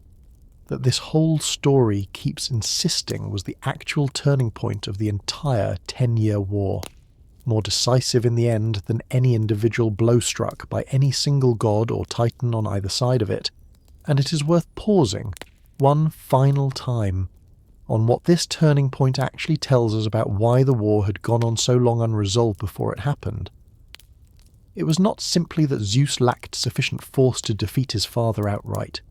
It was that the single decisive resource available to end this war, the strength and gratitude of 6 beings buried and forgotten by 2 consecutive tyrants, had been sitting the entire time in total darkness directly beneath the battlefield, waiting for a king willing to actually go down and ask for it, rather than simply assume, as both Uranus and Cronus had, that anything strange enough to bury was strange enough to be worthless. 6 names finally spoken aloud. It is worth pausing before we describe what these 6 freed prisoners actually did with the freedom Zeus had just given them, on the 6 of them individually, because this whole tradition spends so little time on any one of them by name that it becomes easy to let them blur together into a single undifferentiated mass of gratitude and raw strength, when in fact the old sources do give each of them a distinct identity worth naming honestly. Brontes, whose own name meant thunder in the Old Greek, was said to be the eldest of the three Cyclopes brothers, and it is worth imagining for a moment what it must have meant to be the very first sound a newly freed being makes after generations spent in total silence, a name that was itself the sound of the sky breaking open. Steropes, whose name meant lightning, and Arges, whose name meant the flash of a bolt striking, complete that trio of craftsmen, and it is worth naming plainly that these three brothers were remembered by later tradition not merely as blacksmiths in some ordinary sense, but as the originators of the forge itself, the first beings in the whole of the young cosmos to understand how raw, formless power could be shaped, hammered, and given a single, deliberate purpose. A skill, this story suggests, only beings who had themselves been shaped by suffering could have ever fully learned. And the 300-handed ones, Cottus, Briareus, and Gyges, deserve the same individual naming, because later tradition remembers at least one of them, Briareus, under a second name entirely, called Aegaeon by mortal beings in some tellings, a detail worth pausing on because it suggests this particular 100-hander went on, after the war's end, to have some continuing presence in the world above that the other two, so far as any surviving source tells us, never quite achieved, appearing in later poetry as a figure mortal sailors might invoke against the terror of a violent sea. His own 100 arms remembered generations later, not as a monstrosity to be feared, but as a strength worth calling upon when the ordinary strength of any mortal hand proved insufficient. It is worth sitting with that afterlife for a moment, because it means at least one of these 6 beings managed, eventually, to become something more in the human imagination than merely a weapon Zeus once needed. And it is worth wondering, honestly, what became of Cottus and Gyges in the ages after this war ended, since no surviving source gives either of them anything like the same continuing presence. 2 more names that briefly mattered enormously to the outcome of a cosmic war, and then simply receded back into the same silence that had swallowed them the first time, guarding a prison at the edge of the world that almost no one still living would ever have reason to visit. It is worth pausing too on what these 6 beings actually chose to do with the freedom Zeus had given them, because it would have been entirely understandable, after so many generations spent buried in darkness, for the crime of having been born strange, for all 6 of them to simply walk away from this family entirely, taking their freedom, and refusing any further part in a war that was not, at its root, originally their own to fight.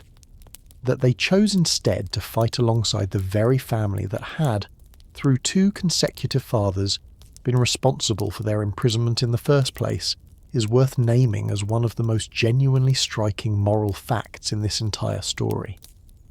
A gratitude offered not to the family that had wronged them, but specifically to the one member of that family who had finally chosen to set the wrong right, and it is worth carrying that distinction forward into everything still ahead of us tonight, because it means loyalty. In this story's own moral logic was never owed to a bloodline simply because of shared blood,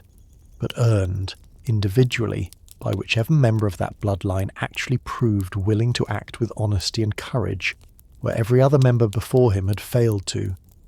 100 hands each, and mountains thrown like stones. The Cyclopes, grateful for a freedom neither Uranus nor Cronus had ever once considered granting them, went immediately to work using the one gift this whole tradition insists they alone possessed, extraordinary skill as craftsmen, and forged for Zeus a weapon that would go on to define him more completely than any other single object in the whole of Greek mythology, the thunderbolt, a bolt of lightning made solid and hurlable, given to him along with the thunder that accompanied it, and the lightning flash that preceded it, gifts whose names we may recall from earlier tonight were quite literally the names of the three Cyclopes brothers themselves, Brontes, Sterops and Arges. Thunder, lightning, and the flash of a bolt striking, forged at last into a weapon for the god who had freed them. It is worth pausing for a moment on what the actual forging must have looked like, because this tradition gives us craftsmen unlike any that would ever work a mortal forge again. Three brothers each seeing the world through a single vast eye set in the centre of an otherwise ordinary face, striking metal that had never before existed anywhere in the young cosmos into a shape no smith would ever manage to fully reproduce again. Working, we might imagine, in some hidden foundry lit only by the very fire. They themselves were learning to bend to a single deliberate purpose. Thunder and lightning and the flash of the strike itself, each one a raw and formless force of nature, until these three particular hands that had spent generations in total darkness learning nothing at all, somehow understood on their very first attempt in the light how to give that raw force an edge, a weight, and a will. It is worth naming, honestly, that no ancient source actually describes this forging scene directly, leaving it instead to a listener's own imagination to fill in exactly how three beings freshly freed from an imprisonment lasting longer than any reckoning could measure would have gone about learning, or perhaps simply remembering, a craft this exacting. And it is worth sitting with that gap in the record for a moment, because it means one of the single most consequential acts of craftsmanship in the whole of Greek mythology. The forging of the very weapon that would go on to define its own owner more completely than any other object in this entire tradition takes place in every surviving telling, entirely off stage, its own creation left as invisible to us as the six beings who made it had once been to the rest of the world. For Poseidon, they forged a trident, a three-pronged spear capable of shaking the very earth and stirring the sea into storms no ship could survive. And for Hades, they crafted a helm of darkness, a cap that rendered its wearer entirely invisible to gods and mortals alike. A gift this channel is going to meet again, in an entirely different story on some other night, once a mortal hero named Perseus, sent to bring back the severed head of the Gorgon Medusa, borrows that same helm from Hades himself to move unseen past a monster whose very gaze could turn flesh to stone, a small thread connecting the war we're telling tonight all the way forward to a much later hero's own quest. The same darkness first forged to help end one war still proving useful enough generations afterward to help begin and end another entirely different one. And it is worth pausing on these three gifts together, because they mark the exact moment this war stopped being a contest of pure, undirected strength and became, instead, a contest that intelligence, gratitude, and genuinely reciprocal alliance were finally going to decide. With the Cyclopes now forging weapons the likes of which had never existed in the young universe before, and with the 300-handed ones, Cottus, Briareus and Gyges, joining the fight in their own right, three beings each possessed of 100 arms and capable, therefore, of hurling boulders and mountains in a single overwhelming volley that no single opponent, however strong, could hope to withstand, the balance of this 10-year stalemate finally began to shift. And it is worth pausing on the scale of what followed, because the old poets describe the final battles of this war in language that reaches for the very edges of what any storyteller could plausibly ask an audience to picture. The 300-handed ones, we're told, seized whole mountains in their many hands and hurled them, 300 at a time in every single volley, down upon the Titans arrayed against them, a bombardment so continuous and so total that it darkened the sky itself, while Zeus, wielding his own new thunderbolt for the very first time in open battle, sent bolt after bolt down upon his father's own remaining forces with a fury the old poets say made the entire earth shudder and the boundless sea roar as though it might boil away entirely. It is worth pausing for a moment on how the old poets actually wanted us to picture the sound and the scale of this final assault. because Hesiod's own description reaches for a kind of sensory overload that few other passages in the whole of Greek literature ever quite attempt. The boundless sea roaring terribly around the battle, the earth crashing loudly, the wide sky groaning and shaken, tall Olympus reeling from its very foundations under the onslaught of the immortals, the heavy quaking of the earth reaching all the way down to murky Tartarus itself, the shrill sound of feet and of weapons carrying, the poet insists, all the way to a hazy, boundless distance no listener could actually measure. A battle described not as a single clash, but as a sustained, overwhelming assault on every one of the senses at once. Thunder answering thunder, mountain answering mountain, until it becomes difficult, even for a listener tonight who already knows how this war ends, to picture how any single being, however powerful, could have stood upright inside it at all. It is worth pausing a little longer on the actual texture of those final days, because a listener settling in for sleep deserves more than a single borrowed quotation before we move past the fighting entirely, and because sitting inside this violence for a moment, rather than rushing past it, is the only honest way to understand what a war between beings this powerful would actually have felt like from within it. Picture the sky itself, not clouded in any ordinary storm, but genuinely darkened at midday by mountain after mountain passing overhead in a single sustained volley, so that the young world beneath Olympus and Othrys alike would have known, for the better part of 10 years, mornings that never quite became true daylight, and evenings that arrived early and stayed late. An entire generation of the created world's own weather bent permanently out of its ordinary shape by the sheer volume of stone constantly crossing the space between two mountains, barely an afternoon's walk apart. Picture the sound beneath that darkened sky. Not a single crash, but a continuous layered roar, boulders striking the sides of Othrys and shattering into smaller stones that themselves became new hazards underfoot. Thunder rolling across a sky already thick with flying rock. The sea itself, as Hesiod insists, roaring in genuine terror rather than in its ordinary tides, until it must have become difficult even for the gods and titans fighting inside that noise to distinguish one single blow from the 10,000 that came before and after it. Picture too the strange, disorienting rhythm of a war that never seemed to end and never seemed to properly begin again each morning either, since neither side could force any lasting retreat from the other, across an entire decade.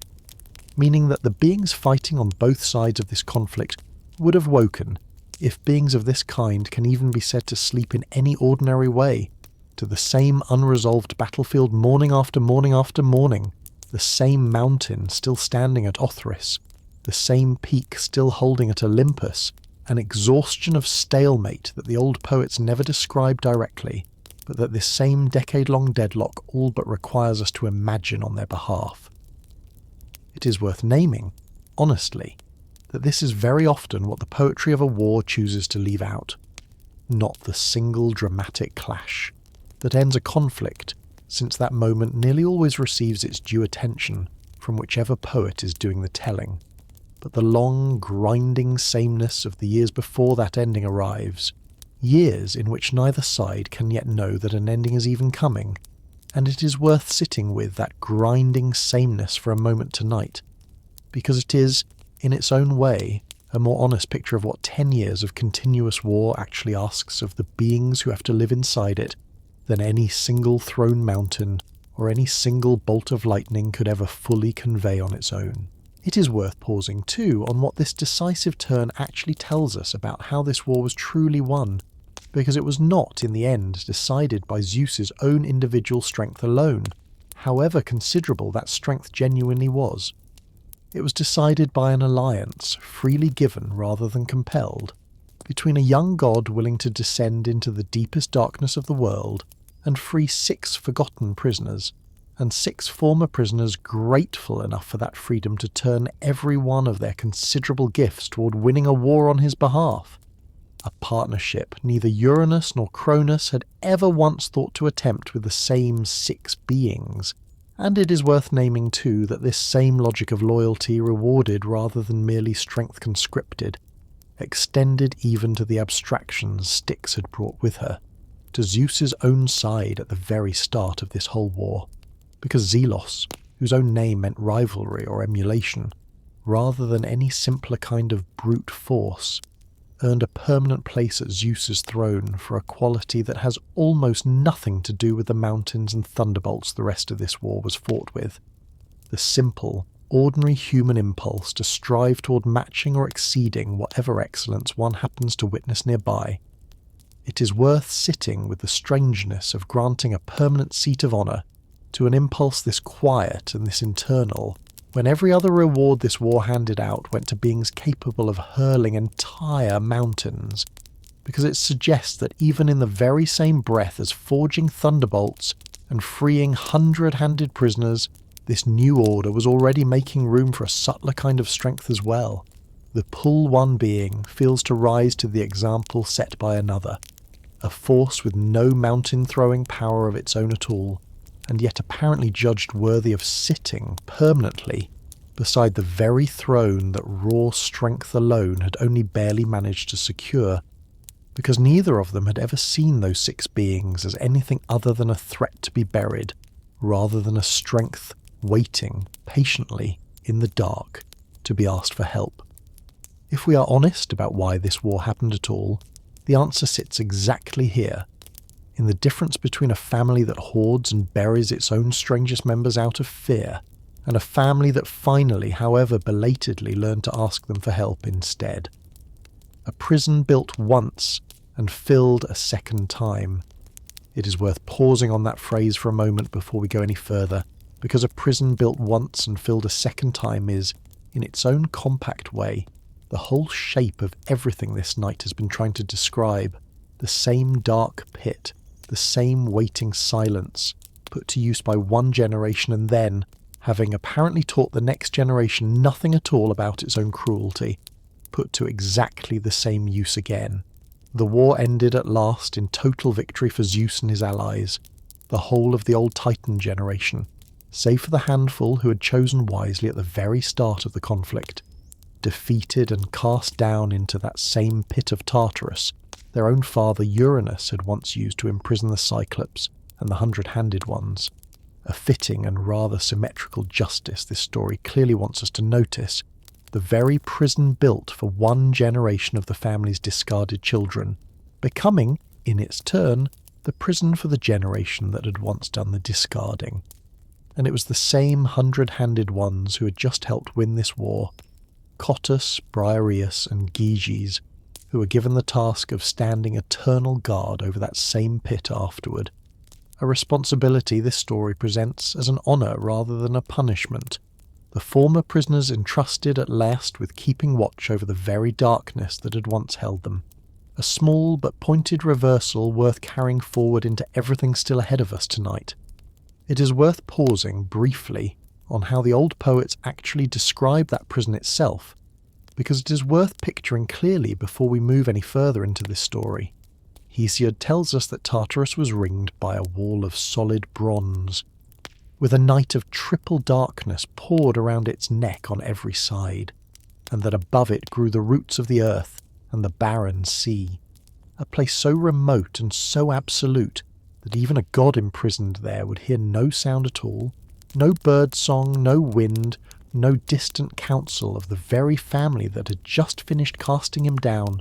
only the silence of a darkness with no bottom that any falling thing could ever actually reach. It is worth naming, too, a precise and rather startling detail Hesiod gives us about the sheer scale of that darkness, because he tells us that the same bronze anvil that would take 9 full days and 9 full nights to fall from the sky down to the earth would take another 9 full days and 9 full nights beyond that, falling onward from the earth's own surface before it ever reached the floor of Tartarus itself, meaning that the pit into which Cronus and his defeated Titans were finally cast was not merely deep, but was, by this same poet's own careful reckoning, twice the distance below the earth that the earth itself sat below the sky. A symmetry of scale worth sitting with for a moment, because it means the Greek imagination measured the distance of this family's final punishment, using the very same yardstick it had used, so many hours ago in tonight's story, to measure the distance separating Uranus from Gaia at the world's own beginning, as though the whole of this long night story could be measured out, start to finish, in nothing more than the patient, repeated falling of a single bronze anvil. It is worth holding that image against the sound of clashing bronze shields we heard protecting an infant Zeus earlier tonight, because it means this whole story has been built, in its own quiet way, around two opposite kinds of silence and two opposite kinds of noise.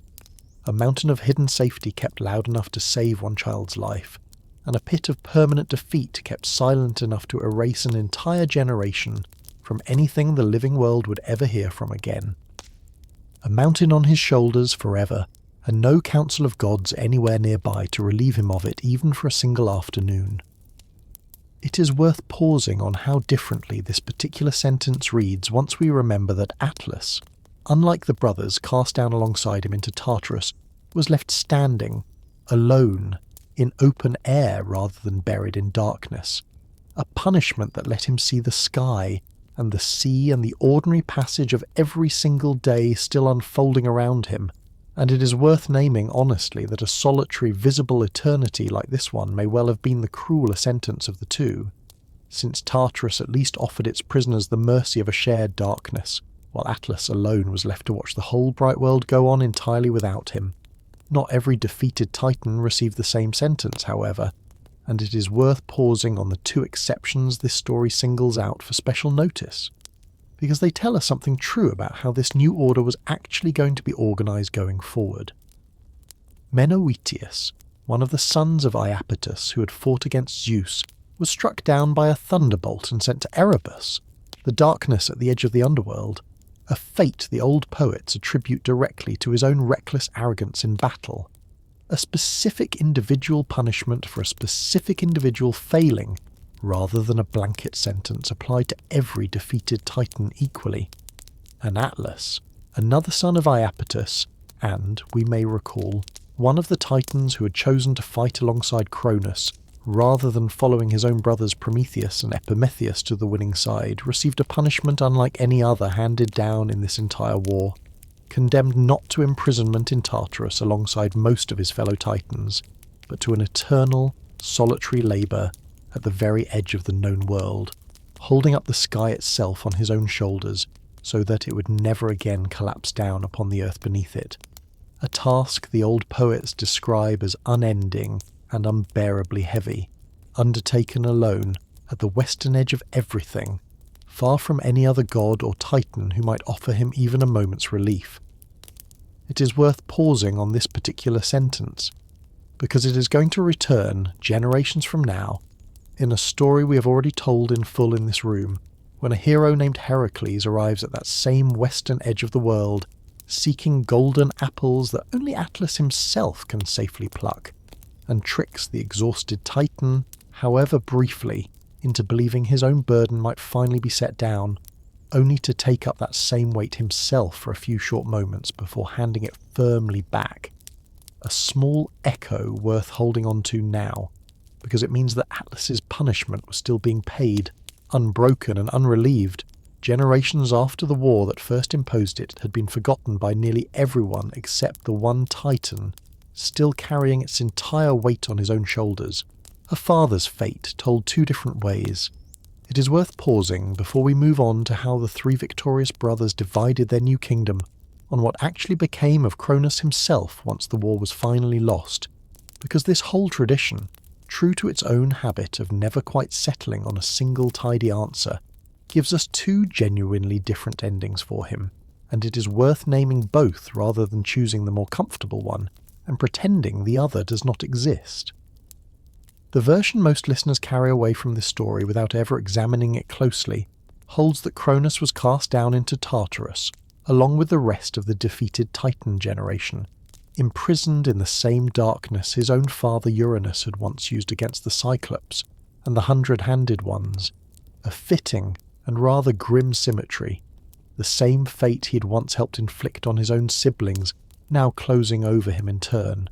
It is worth naming too that the defeated king this story describes was never actually forgotten by the mortal world that came after him. and that his memory took a considerably gentler shape among the Romans than it ever did among the Greeks who first told his story. The Romans identified their own agricultural god Saturn directly with the Greek Cronus, inheriting along with the name the same old memory of a vanished golden age of peace and plenty. And it was in Saturn's own honour that Rome celebrated, every December for centuries, a festival called the Saturnalia, a genuinely remarkable week in the Roman calendar during which ordinary social order was deliberately and openly suspended, when masters were said to have served meals to their own slaves. Gambling, normally forbidden, was permitted in the streets. Gifts were exchanged freely across every rank of society, and the ordinary hierarchies that governed Roman life for the other 51 weeks of the year were set aside in open, sanctioned imitation of a time before hierarchy itself had ever needed to exist at all. It is worth pausing on the fact that an entire ancient civilization built a real, lived annual holiday around the specific memory of Cronus's own vanished peace, choosing to spend 1 week each year pretending, together and by mutual agreement, that the Golden Age had never actually ended, a tradition scholars studying the later development of midwinter festivals across Europe have long noted as one of the deep cultural ancestors of the modern midwinter holidays. Many listeners hearing this story tonight still keep in their own lives gift-giving and temporary suspension of the ordinary rules, both surviving, in altered and largely unrecognised form, from a festival built entirely around mourning, once a year, for a king this whole night has just finished describing as one of the most frightened and cruel fathers the whole of Greek mythology ever produced. It is worth sitting with that whole strange inheritance for a moment before we move on, because it means Cronus's own story, cruelty and all, somehow still managed to leave the world something worth celebrating, however in completely later ages remembered exactly what they were celebrating and why. It is worth naming too that the Romans were not actually the first to hold a festival like this one, since the Greeks themselves, long before Rome ever adopted Cronus under the name Saturn, kept a considerably older summer festival at Athens called the Cronia, held each year in the god's own honour during the height of the harvest season, a day on which masters and slaves were likewise said to have shared meals together at the same table. Work was set aside, and the whole ordinary hierarchy of an Athenian household was loosened, however briefly, in memory of the same vanished golden age this whole night has already described at length. It is worth pausing on the fact that 2 entirely separate civilizations, centuries apart and speaking 2 different languages, each independently decided that the proper way to honour this particular fallen king was not through fear or solemn ritual alone, but through a genuine, if temporary, taste of the very equality his own reign was remembered for. A detail worth carrying with you into whatever rest is waiting for you now, because it means even the most frightened and cruel father in this whole night's story left behind, in the end, a single day each year when the ordinary rules could be set gently aside, and everyone, master and servant alike, could sit down together at one shared table. But Hesiod himself, in a separate poem called Works and Days, offers a strikingly different account, telling us that Zeus, once his throne was secure, released Cronus from whatever punishment he had first received and set him to rule instead over the Isles of the Blessed, a paradise at the western edge of the world where the souls of the greatest mortal heroes were said to spend their own afterlife in perfect ease, untouched by winter or by any of the ordinary hardships of the Iron Age Hesiod believed his own generation was still enduring. It is worth sitting with the genuine strangeness of holding both of these endings in your head at once. A father imprisoned forever in the deepest darkness of the cosmos in one telling, and the same father granted a second, gentler kingdom to rule in quiet retirement in another. And it is worth noticing too that this second, more merciful version, whether or not it was the version any particular ancient listener actually believed, at least imagines a possibility neither Uranus's story nor Cronus's own earlier cruelty ever once extended to anyone else in this whole long night, that a defeated rival might be shown some mercy rather than simply buried, swallowed, or imprisoned in his turn, and it is worth carrying that possibility forward, faint and contested as it is, into everything still ahead of us tonight. 3 brothers and a single throw of the lots. With the war finally won and the old Titan order broken, the 3 brothers who had led this rebellion, Zeus, Poseidon and Hades, faced a question that neither Uranus nor Cronus had ever actually had to answer in quite the same way, because both of those earlier kings had ruled alone, a single sovereign holding total power over the whole of creation, without any need to share it with anyone. Zeus, Poseidon and Hades chose instead to divide the cosmos between the 3 of them by drawing lots, a decision this story wants us to notice carefully, because it marks the very first moment in this entire dynastic history that supreme power was ever deliberately shared rather than hoarded whole by a single ruler. The lots fell as they fell, and it is worth pausing on how casually the old poets describe what was, in effect, the single most consequential division of authority in the entire mythic cosmos, because chance, not seniority and not raw strength, decided which brother would rule which realm. Zeus drew the sky, and with it the rule over Olympus and over gods and mortals alike, as the acknowledged head of the whole new order. Poseidon drew the sea, every wave and current and storm across the whole of the world's waters, now answering to him alone. And Hades drew the underworld, the vast and shadowed realm of the dead. A rule the old poets are careful to note came with its own quiet dignity, even though it meant Hades himself would rarely leave that dark kingdom to walk among the brighter halls of Olympus his brothers now called home. The earth itself, and the heights of Olympus where the gods would gather in common, were held to belong to all 3 brothers jointly, a shared ground none of them could claim entirely for himself alone. It is worth pausing on this whole arrangement a little longer, because it is the clearest possible evidence in this story that Zeus had actually learned something real from the war he had just fought, rather than simply inheriting his father's throne unchanged. Uranus ruled everything alone, until his own son cut him down. Cronus ruled everything alone, until his own children rose up against him in turn. Zeus, by contrast, ruled a kingdom he had voluntarily divided into thirds, keeping the greatest single share for himself, but sharing real and total authority with 2 brothers who had fought this whole war alongside him. An arrangement this story wants us to understand as one small but genuine reason his throne was going to prove more durable than either of the 2 thrones that came before it. It is worth naming, too, before we move any further, that not every Titan this story has named tonight actually ended the war on the losing side of Zeus's own judgment, and that the new Olympian order was never, in fact, a total and violent replacement of everyone who had come before it, however much the image of a defeated Titan generation, cast wholesale into Tartarus, might suggest otherwise. Oceanus, who took no part in the fighting at all, continued to encircle the whole of the created world exactly as he always had, his own thousands of river and spring children still flowing wherever they had always flowed, entirely undisturbed by a war he had wisely declined to join. Themis continued to sit, by most tellings, among the Olympian council itself, her own presence at that shared table, a living reminder that at least one member of the old order had earned her place in the new one rather than losing it. Mnemosyne, goddess of memory, would go on, in a union with Zeus himself many years after this war had ended, to become the mother of the 9 muses, the very beings this channel already told you tonight that Hesiod himself credited with first breathing his own poetic voice into him, meaning that the entire tradition responsible for preserving this whole night's story for us was itself, in its own telling, descended directly from one of the Titans this war might otherwise lead a careless listener to assume had simply vanished along with Cronus' own throne. It is worth naming this plainly, because it complicates any simple picture of a clean, total changing of the guard,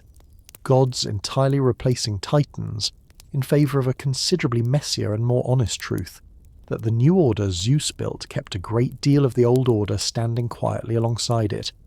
weaving surviving Titans into its own council and its own family tree, rather than erasing every trace of the generation it had just finished defeating. It is worth being honest, too, that a throne shared among 3 brothers, by the luck of a single throw of the lots, was never going to be a peace without its own future tensions. tensions this whole tradition would go on exploring across countless later stories of quarrels between these same three brothers for centuries afterward. A throne with limits even its own king could not undo. It is worth pausing before we draw this whole long night toward its own close on one further complication this tradition insists on preserving, because it means Zeus's own power, total as it appeared once the war was finally won, was never actually understood by the Greeks themselves to be entirely without limit. Among the many children later attributed to Zeus's own union with Themis, the same Titaness, whose early loyalty had helped tip the moral weight of this whole war onto his own side, were three sisters the Greeks called the Moirae, the Fates, named Clotho, who spins the thread of a life, Lachesis, who measures out its length, and Atropos, whose name meant unturning, the one who cuts that same thread when its measured length finally runs out. And it is worth naming honestly that these three sisters were held, across a great deal of Greek literature and religious thought, to be answerable to no one, not even to Zeus himself, deciding the span and shape of every mortal life, and in some of the oldest and starkest tellings, the span and shape of divine lives and destinies too, according to a logic that predated Zeus's own kingship and would outlast it. It is worth sitting with the genuine strangeness of that idea for a moment. A king who had just fought and won a war often described as settling, once and for all, who would rule the whole of the cosmos still bound, in the deeper logic of this same tradition, by three sisters whose own authority he had not created and could not overrule. Homer himself,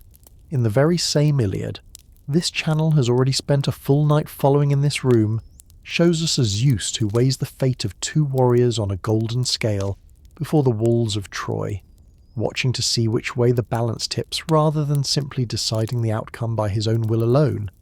A scene that only makes sense if we understand that even the king who won the Titan War we have spent tonight describing was never quite as absolute a sovereign as the scale of his own victory might suggest.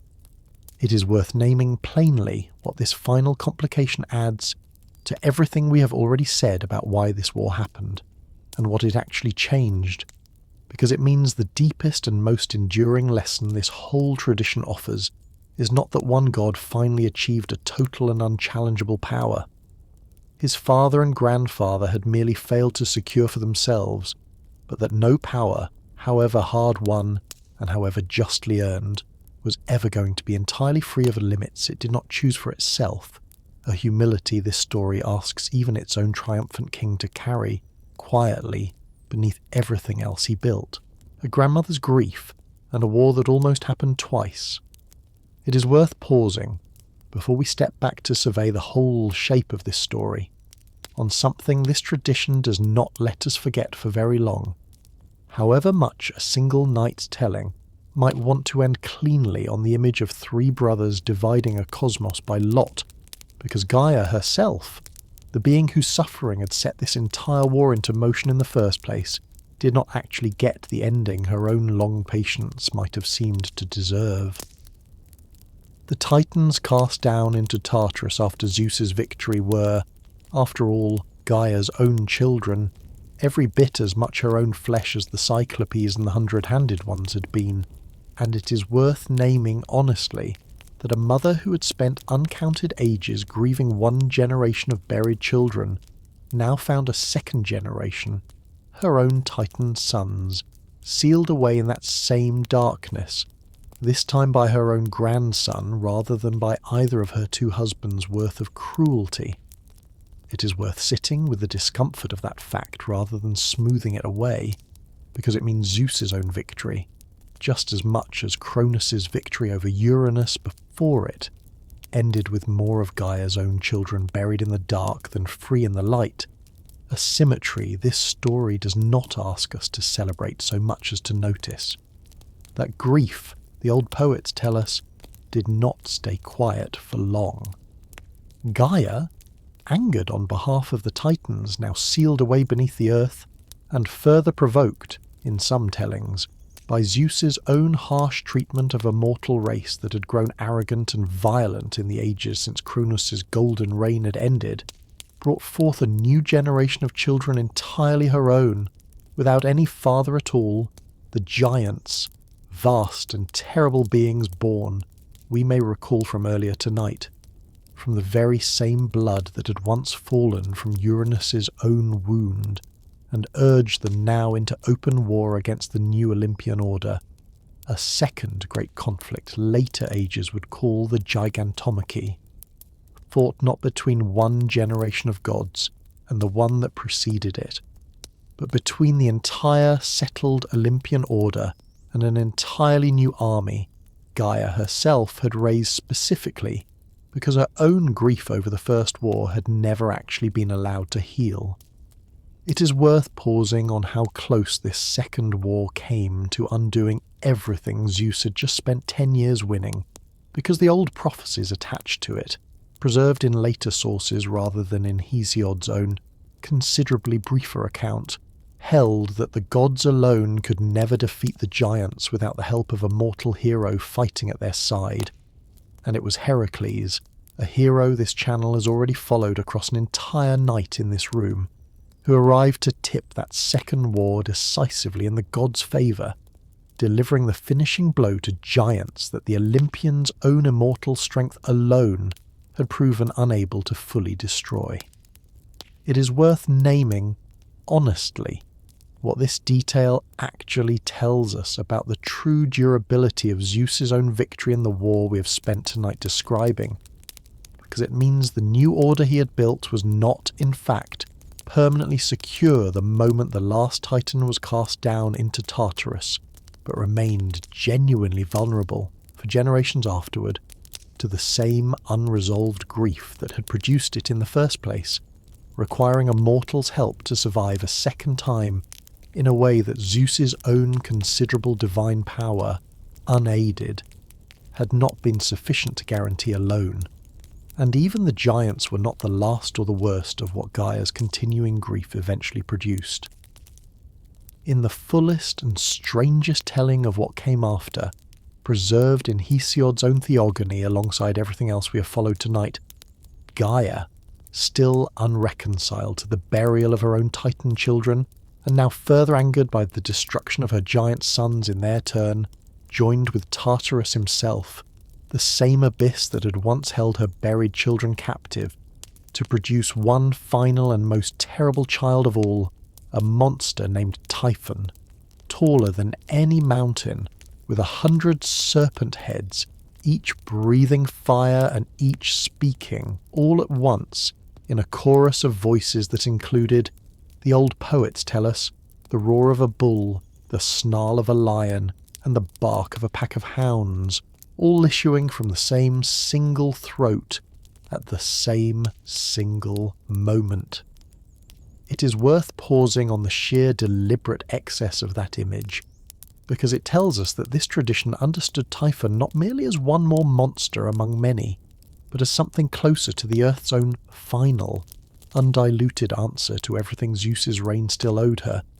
a single being terrible enough that even Zeus himself, the old sources tell us, briefly fled before it. Typhon very nearly succeeded where every rebellious Titan and every reckless giant had failed, wounding Zeus badly enough in their first encounter to sever the sinews from his hands and feet entirely, leaving the king of the gods helpless and unable to move. And it is worth naming plainly what happened next, because it returns us, one final time, to the exact thesis this whole night has been circling. It was not brute strength alone that saved Zeus in this moment of total vulnerability, but an alliance, freely offered rather than commanded, between the trickster god Hermes and a rustic god named Pan, who together stole back Zeus's own stolen sinews from beneath the watch of a dragon named Delphine, and restored them to him in secret, allowing Zeus to rise again and finally, after a battle the old poets describe as shaking the whole of the earth and the sea, and even the halls of Hades far below, cast Typhon down into Tartarus itself, sealing him beneath Mount Etna in Sicily, where later Greek writers, listening to that same mountain's own occasional fire and smoke rising from its summit, believed they could still hear him stirring, restless and unforgiven beneath the earth. It is worth naming, too, several of the giants by their own individual names, because later tradition, considerably more generous with specific detail here than Hesiod's own brief mention of their birth, remembered at least a few of them clearly enough to give them their own stories. Alcyonius, said to be deathless only so long as he remained fighting upon the very soil of his own birth, had to be dragged beyond that soil's boundary before Heracles could finally strike him down for good. Porphyrion, a leader among the giants, was said to have attacked Hera herself in the midst of the fighting before Zeus's own thunderbolt and one of Heracles' arrows brought him down together. And Enceladus, in one especially persistent later tradition, was buried, not unlike Typhon before him, beneath the whole weight of the island of Sicily, his own restless struggling blamed by later observers watching that same island's volcanic activity for the earthquakes that periodically shook the ground above him. It is worth pausing on how thoroughly this later generation of monstrous children was folded into the same geography as the earlier war we have spent most of tonight describing, buried beneath the very same island, remembered through the very same rumbling mountain, as though the Greek imagination itself could not quite separate one generation's cosmic rebellion from the next, each new threat simply layered into the same restless ground as the one before it.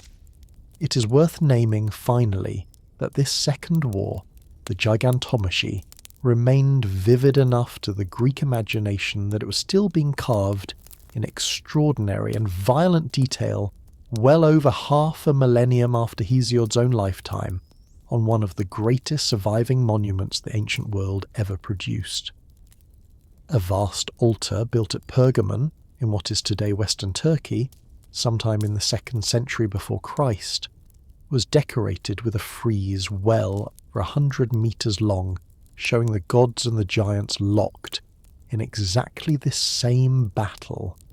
Zeus and Athena and Heracles among the recognizable figures, straining and striking against serpent-legged giants, carved with a violent, writhing energy that still, today, startles visitors encountering it for the first time.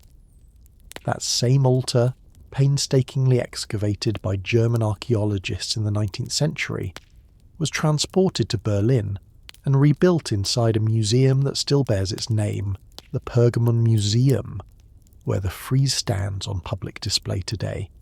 meaning that any traveller visiting modern Berlin can still stand this week, if they chose to, in front of an ancient artist's own vivid imagining of the very war Gaia's unresolved grief once produced. A war born, as we have described tonight, from a wound that Zeus's own victory over Cronus had never actually finished healing. It is worth pausing before we move on what this entire coda actually adds to everything we have spent tonight trying to understand about why the Titan War happened in the first place, because it complicates, honestly and usefully, any tidy conclusion that Zeus simply broke his family's oldest cruel habit once and for all, and then rested easily upon a throne that could never again be threatened. The truth this coda insists we sit with is considerably less comfortable than that. Zeus's own victory over Cronus required burying an entire generation of Titans in the same darkness his father and grandfather had once used against the Cyclopes and the 100-handed ones, and that single unresolved act of burial, however arguably necessary it may have been to end the war we have spent tonight describing, produced grief of its own, grief that in turn produced the giants, and then produced Typhon, each new threat born directly from the same unhealed wound the original war had never actually closed. Breaking a cycle of fear and burial, this whole extended story wants us to understand is never quite so simple as a single, decisive battle, winning a single decisive victory. It requires tending and vigilance, and help freely given by allies willing to act when the one at the centre of the cycle finds himself, even briefly, as helpless as any of his own defeated rivals ever were, a law with 3 generations of evidence behind it. It is worth pausing now, with the war itself finally told in full, to name plainly the pattern we have actually been tracing across this whole long night, because it is worth stating as its own thesis rather than leaving it scattered across a dozen separate scenes. Every single generation of this family without exception was handed the exact same choice: what to do with a child or a sibling whose strength seemed to threaten the position of the one currently holding power. Uranus chose burial, forcing the Cyclopes and the 100-handed ones back into the body of their own mother, rather than ever risking what they might become if allowed to grow. Cronus, having watched that same burial cause his own father's downfall, chose an even more total version of the identical strategy, swallowing his own children whole rather than merely hiding them away, apparently believing that a slightly more thorough application of his father's failed method might somehow succeed where the original had not. And it is worth naming plainly that this is very often exactly how a family's oldest and most damaging habits actually get passed down, not through any conscious decision to repeat what came before, but through a kind of desperate, unexamined faith that the same tool, wielded just a little harder or a little more completely than last time, will finally produce the different outcome its previous owner failed to secure. It took Zeus, the 3rd king in this dynasty, to inherit both the throne and the curse that came attached to it, to finally break the pattern, and it is worth being precise about what exactly he did differently, because the difference is not what many casual retellings of this story assume it to be. Zeus did not win this war because he refused, in some larger moral sense, to use force, since the entire final act of this war was nothing but force, thunderbolts and mountains and a violence the old poets describe in language that borders on the apocalyptic. What Zeus actually did differently was refuse to treat every powerful being around him as a threat to be neutralized before it could ever become a rival. He went down into the deepest darkness of the world and asked 6 beings his own father and grandfather had both buried out of simple fear to fight alongside him instead, offering freedom first and requesting loyalty second, rather than assuming, as both of his predecessors had,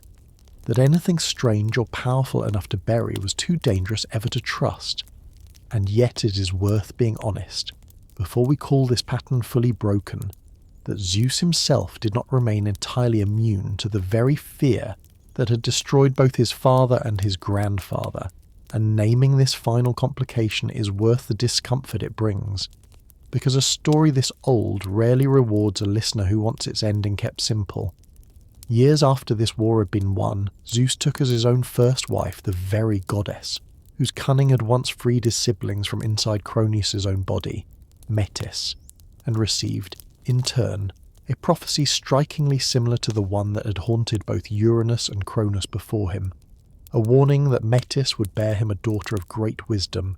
and, after that daughter, a son who would grow strong enough to overthrow his own father and rule in his place,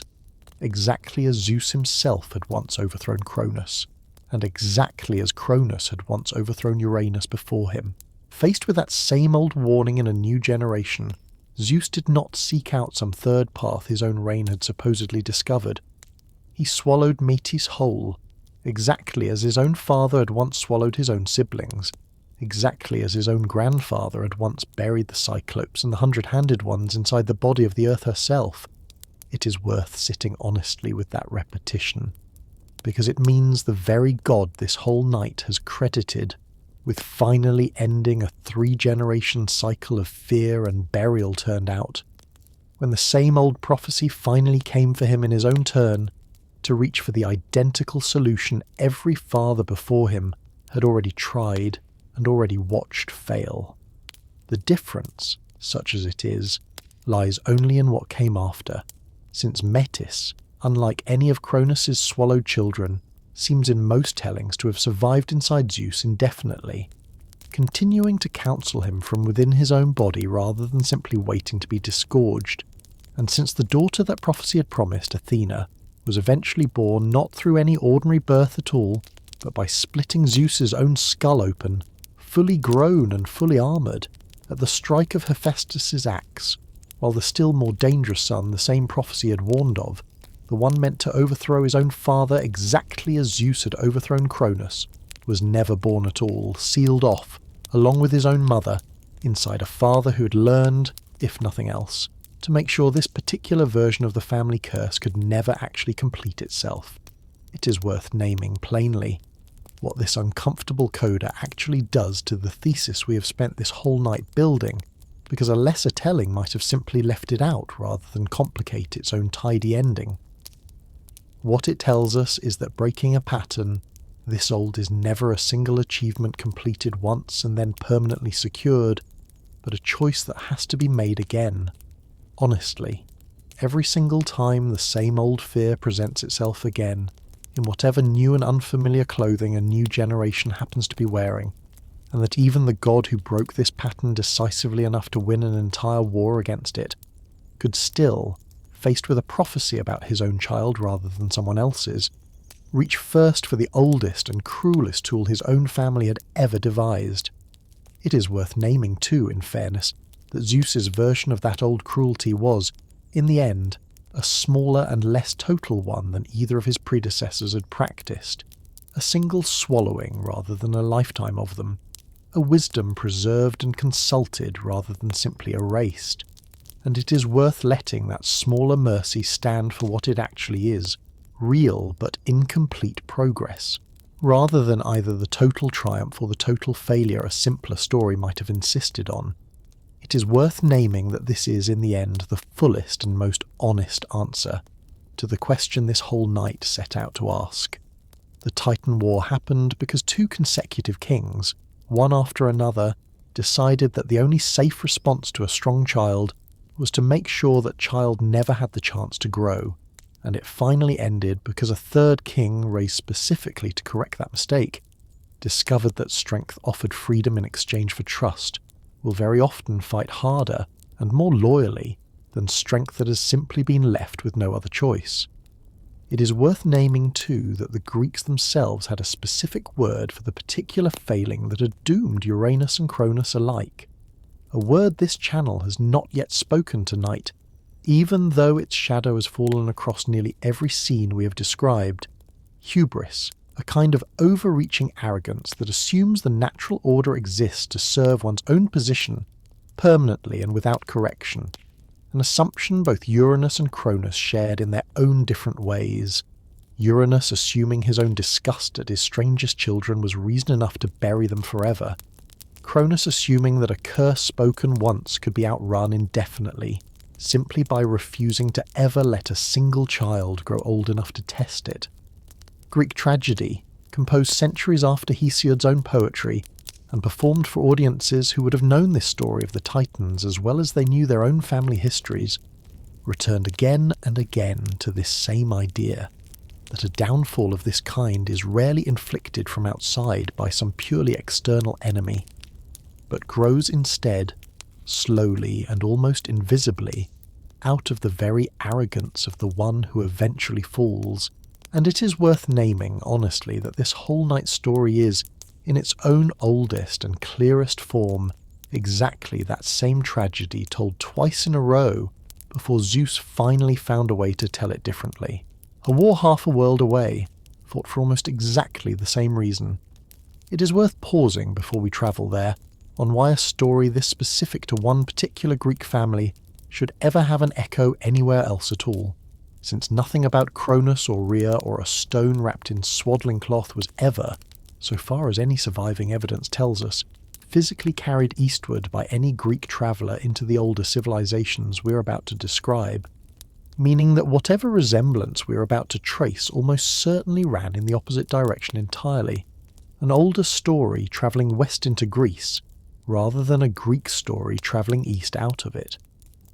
It is worth pausing here on something this channel has not yet mentioned tonight, because it changes how we ought to understand the causes of this particular war, and it is this. The ancient Greeks were very far from the only ancient people who told a story about a father god overthrown by his own son, about a curse of succession that came true despite every effort to prevent it, and about a war between two generations of divine beings that shook the whole of creation before it was finally settled. Roughly 1,000 miles to the east of Greece, among a people called the Hurrians, whose civilization flourished across parts of what is today eastern Turkey and northern Syria, long before Hesiod ever tended a single sheep on the slopes of Mount Helicon. There existed a cycle of myths, later adopted and adapted by the neighbouring Hittites, centred on a god named Kumarbi,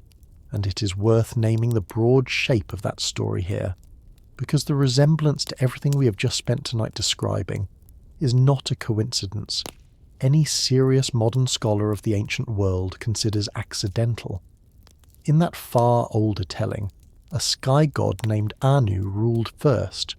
was overthrown in turn by Kumarbi, who bit off and swallowed a part of his own father's body in the act of defeating him, exactly as Cronus once cut away and cast off a part of his own father Uranus, and Kumarbi, in a detail that ought to sound immediately and strikingly familiar after everything we have described tonight, became pregnant as a direct result of that same act of swallowing, carrying within his own body a set of children, including a storm god named Teshub, who would go on, in a war every bit as violent as the one we have just finished telling, to overthrow Kumarbi himself and become king of the gods in his turn, wielding, in the version of this story preserved on ancient clay tablets, weapons of thunder and lightning forged specifically to defeat his own father, in exactly the same way Zeus's own thunderbolt was forged specifically to defeat Cronus. It is worth sitting with how startling this resemblance actually is. A swallowed rival, a storm god's son, a war between generations settled at last by thunder and lightning, appearing not in some later borrowing of Greek myth by another culture, but in tablets considerably older than Hesiod's own poem, meaning that the Greeks very likely inherited the deep skeleton of this entire story, the succession curse, the swallowing, the storm god's eventual triumph, from trade routes and cultural contacts stretching back into the ancient Near East, long before anyone in Greece had ever heard the name Zeus at all. It is worth pausing on what this actually tells us about the true cause of the Titan War, because it means the specific quarrel between Cronus and his own children was never really a single, unrepeatable family drama unique to one Greek household, but a particular telling of a much older and much wider human question, one that apparently troubled the Hurrians and the Hittites just as deeply as it troubled the Greeks who came after them, about how power ever passes safely from one generation to the next, without the transition itself tearing the whole world apart in the process. And it is worth naming too one further ancient parallel, from a civilization further east still, because it strengthens this same point rather than merely repeating it. In ancient Mesopotamia, a much older Babylonian creation epic called the Enuma Elish describes an entire pantheon of early gods disturbed and eventually threatened by the younger, noisier generation their own quarrelling had produced,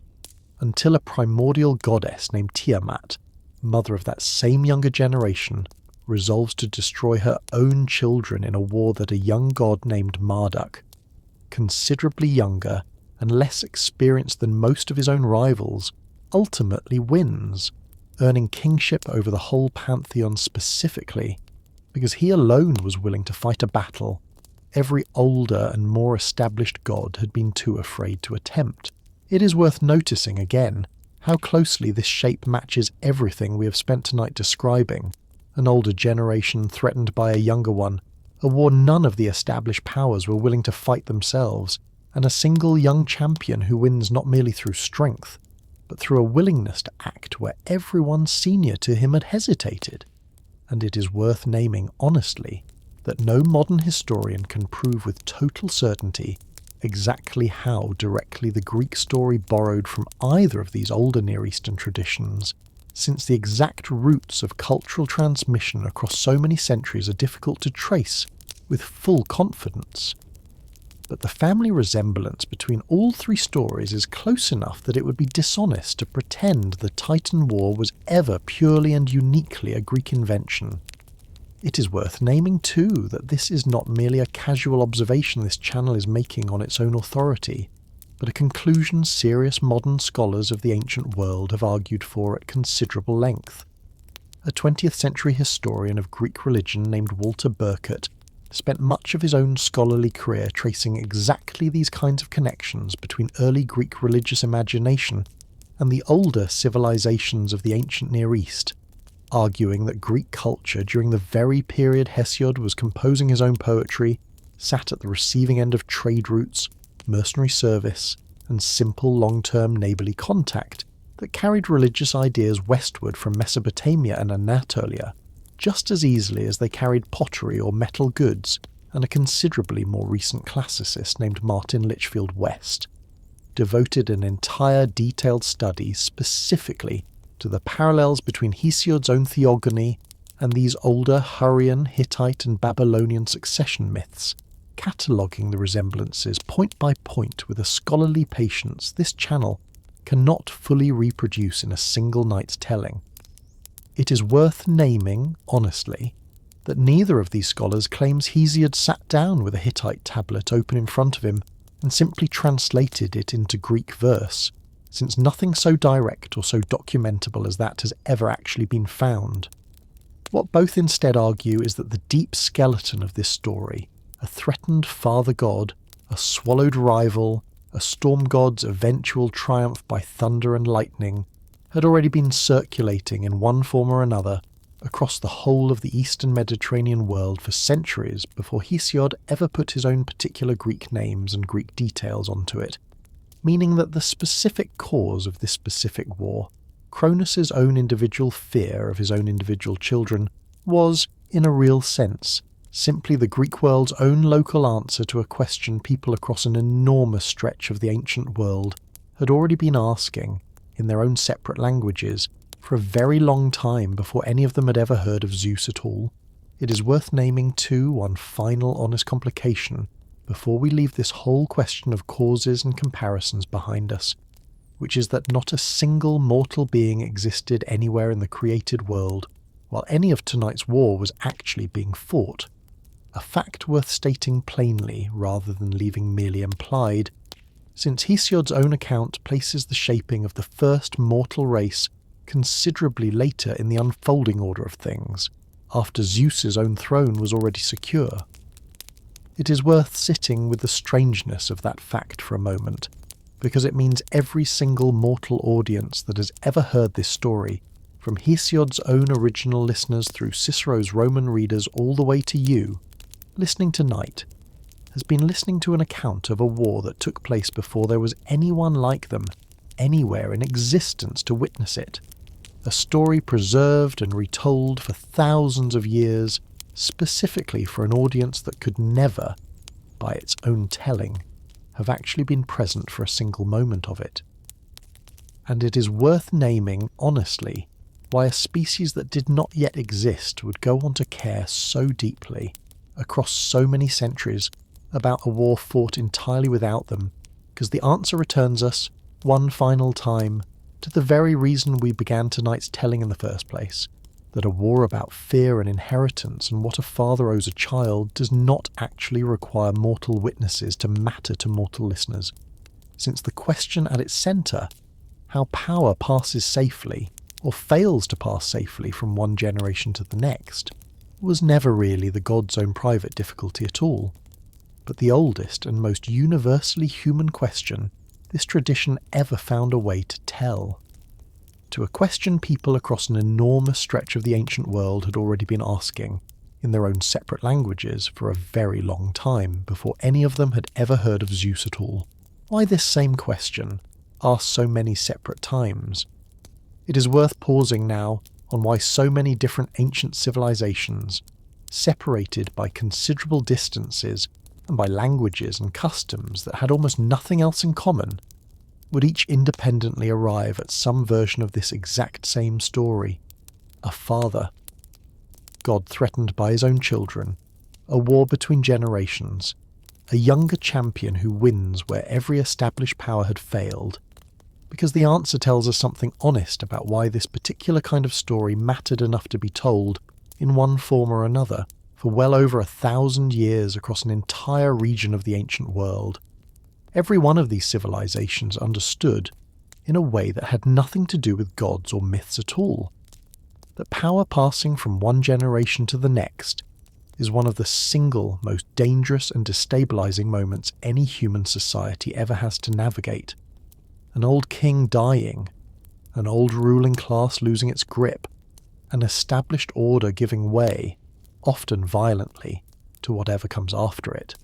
And it is worth naming honestly that a myth describing this exact transition among the gods themselves gave an ancient audience a way of thinking through that same danger at a comfortable distance, safely displaced onto figures powerful enough to survive a war that would have destroyed any ordinary mortal household outright. It is worth naming too that this same story offered something else an ancient audience badly needed, which was a kind of reassurance that a genuinely destructive cycle, once begun, is not necessarily doomed to repeat itself forever without end. Every one of these traditions, the Greek and the Hurrian and the Hittite and the Babylonian alike, tells a version of this story in which the youngest and most recently threatened generation eventually does succeed in breaking a pattern that had already claimed at least one prior king, and it is worth sitting with how genuinely comforting that structure must have been to an audience whose own actual, lived experience of power, passing from father to son, or from one ruling dynasty to the next, was so rarely anything but violent, uncertain, and frightening in its own right.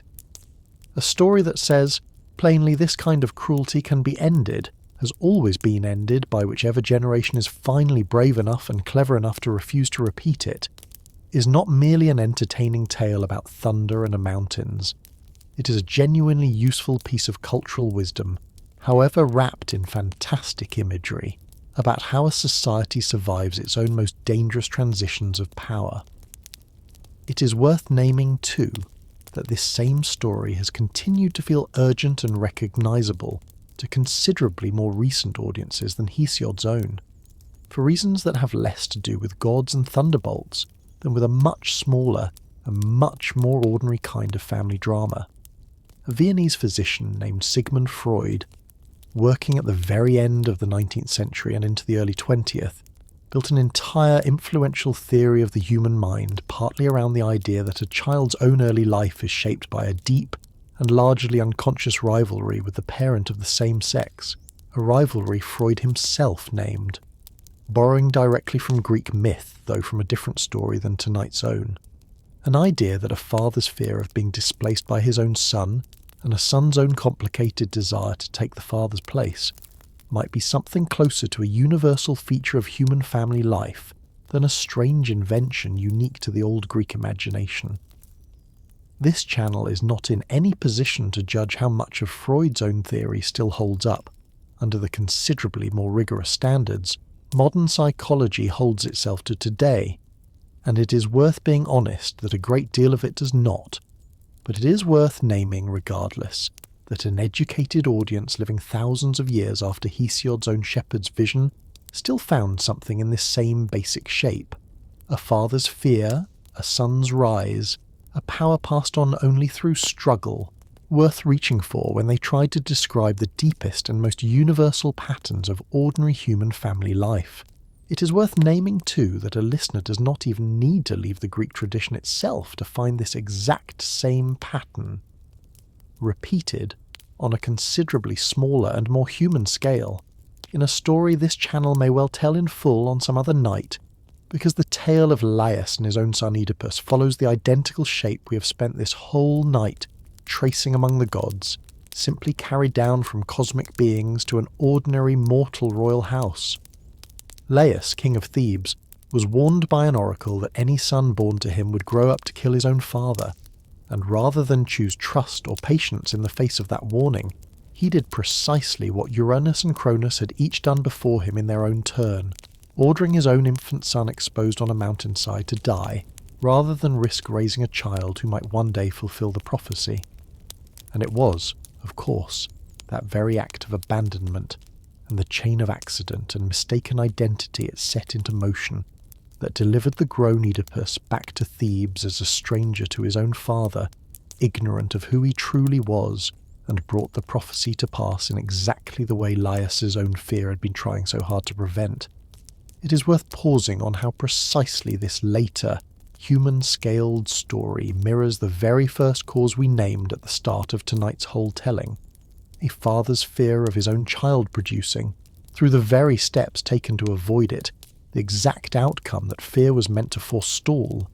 And it is worth naming, honestly, that the Greeks themselves seem to have understood this pattern was not confined to gods and titans at all, but was, in their own eyes, a genuine and recurring danger built into the very structure of prophecy and fatherhood alike, dangerous enough and recognisable enough to be told twice over, once among the gods who made the world, and once among the mortal kings who merely lived in it. It is worth naming, too, that you do not need Freud's own specific theory to feel the pull of this same recognition, because almost anyone listening to this story tonight, however far removed from ancient Greece or from Vienna both, has felt some version of the same tension in an entirely ordinary family. A parent's fear of an ambitious child, a child's own complicated need to become something the parent did not quite plan for, a changing of the guard between one generation and the next that so rarely arrives without at least some friction. And it is worth carrying that recognition gently with you tonight, not as a burden but simply as a reminder that this ancient story, however strange its gods and its swallowed children may sound to a modern ear, was never really only about gods at all, what it cost, and who was left to count it. It is worth pausing, before we move toward the end of tonight's story, on a question this whole tradition rarely lingers over for very long, which is what this war actually cost the beings who lived through it, because a story told almost entirely from the winning side's perspective can very easily let us forget that even a righteous war, fought for good reason against a genuinely cruel tyrant, still leaves behind real and permanent loss on every side of it. Consider, first, Gaia herself, the being at the true centre of this entire story, who suffered the burial of 6 of her own children inside her own body, for a span of time no reckoning can measure, who then watched a second generation of grandchildren swallowed by the very son she had once helped free her from an identical cruelty, and who, even after Zeus's own final victory, was still the same being whose body had been made to carry, quite literally, the weight of nearly every act of violence this entire dynasty ever committed against itself. No ancient source ever gives Gaia a final scene of rest or peace, no moment in which the earth herself is finally allowed to simply exist without some fresh grievance being laid upon her, and it is worth naming, honestly, that this silence is itself a kind of uncounted cost. This story rarely asks us to sit with a mother who set every act of liberation in this entire cycle into motion, and who never once, across 3 full generations of gods, receives a single scene of her own quiet reward. Consider too the sheer scale of time this whole conflict actually consumed, because it is easy, in the retelling, to let 10 years pass in a single sentence, and it is worth pausing deliberately on what 10 years of continuous war would have actually meant for anyone forced to live through it, without the comfort of already knowing, as we do, exactly how it ends. 10 years is longer than the entire war fought at Troy. This channel has already told across a full night in this room, a decade in which neither side could offer the other any real hope of an ending, in which every morning brought the same boulders and the same fire, and the same uncertainty about whether this particular day might finally be the one that broke the stalemate for good. And it is worth imagining, honestly, what that kind of unresolved and unending violence does to beings forced to endure it. Gods who did not have the mortal comfort of an ordinary lifetime's natural limit to look forward to, facing instead the genuine possibility that this war, and the fear and the fire that came with it, might simply never end at all. And it is worth naming finally the 6 beings whose suffering makes up the single largest uncounted cost in this entire story. The Cyclopes and the 100-handed ones, buried first by Uranus, and then left buried by Cronus, for a span of time so vast that no ancient source ever attempts to put a precise number to it. Generations upon generations spent in total darkness for the crime of having been born strange. And it is worth pausing on the fact that even their eventual liberation, however genuinely welcome, came only because Zeus happened to need their strength to win a war, rather than because anyone, including Zeus himself, had gone looking for them out of simple justice alone. Their freedom, in other words, was a byproduct of Zeus's own strategic necessity, rather than a pure act of moral repair, and it is worth sitting with that complication honestly,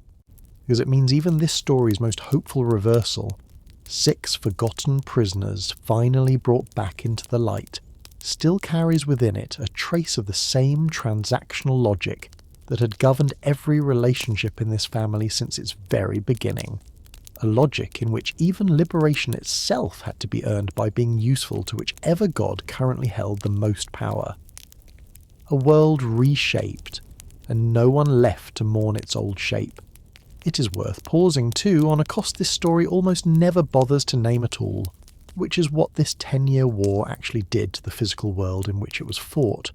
because a conflict described in language of mountains hurled bodily through the air, and a sea boiling in terror, is not, if we take that language even half seriously, a war that left the created world unchanged once the fighting finally stopped. Consider the mountains themselves, the old poets tell us, seized hold from their own roots by the 100-handed ones, and flung 300 at a time in every single volley. And it is worth asking honestly, what became of the actual landscape those mountains had once occupied, since a mountain torn bodily from the earth to be used as a weapon does not simply return to its original place once the war that required it has ended. Whole ranges must have been left changed, valleys opened where solid rock had stood a decade before, rivers diverted from courses they had followed since the world was young, and it is worth naming plainly that Gaia herself, the Earth whose own suffering had set this entire war into motion in the very first place, was the one body absorbing every single one of those changes, her own surface torn and reshaped by a war fought, in the end, on her behalf and in her name, without anyone involved in the fighting ever pausing to ask what such violence might cost the very ground beneath their feet. It is worth naming too the sheer, almost incomprehensible scale of the family this war was ultimately fought within, because Hesiod himself, in a rare moment of specific numbering, rather than his more usual vague gesture toward vastness, tells us that Oceanus and Tethys alone, the neutral river Titan and his own wife, were the parents of 3,000 daughters, the Oceanids, slender-ankled goddesses of springs and streams scattered across the whole of the created world, and 3,000 sons besides, every river that would ever wind its way across the face of the earth, a number Hesiod himself admits is difficult for any single poet to properly hold in mind, let alone to name individually. It is worth pausing on what this single detail actually tells us about the true scale of everyone this war touched without ever touching directly, because it means that behind the handful of named titans and named gods, whose choices we have spent this whole night tracing in careful detail, stood literally thousands of siblings and cousins, each one a real spring or a real river somewhere in the world, whose own thoughts about a war being fought by their parents' own generation were never recorded by a single surviving source, not because their existence was doubted, but simply because a poet reciting from memory, however gifted, can only hold so many individual names in his own mind before the sheer scale of a family this vast dissolves into a single collective gesture toward its own uncountable size. It is worth naming too the countless smaller and entirely nameless beings this tradition tells us populated the young world before this war ever began, the nymphs of individual springs and groves, the minor river spirits born of Oceanus and Tethys by the thousand. Beings this same tradition elsewhere describes in loving, specific detail when it wants to tell a quieter story, and it is worth asking what happened to any of them when the boulder started falling,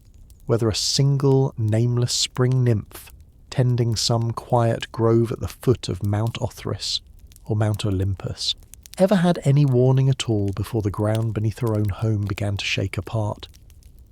No surviving source answers that question, and it is worth sitting with that silence honestly, because it means the true scale of what this war actually cost the world. It was fought in is, in the end, unknowable, not because the ancient poets judged it unimportant,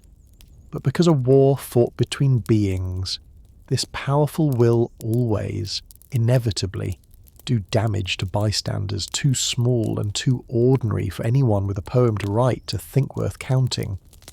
A voice that never made it into any poem. It is worth pausing too on a perspective this whole tradition never actually gives us directly,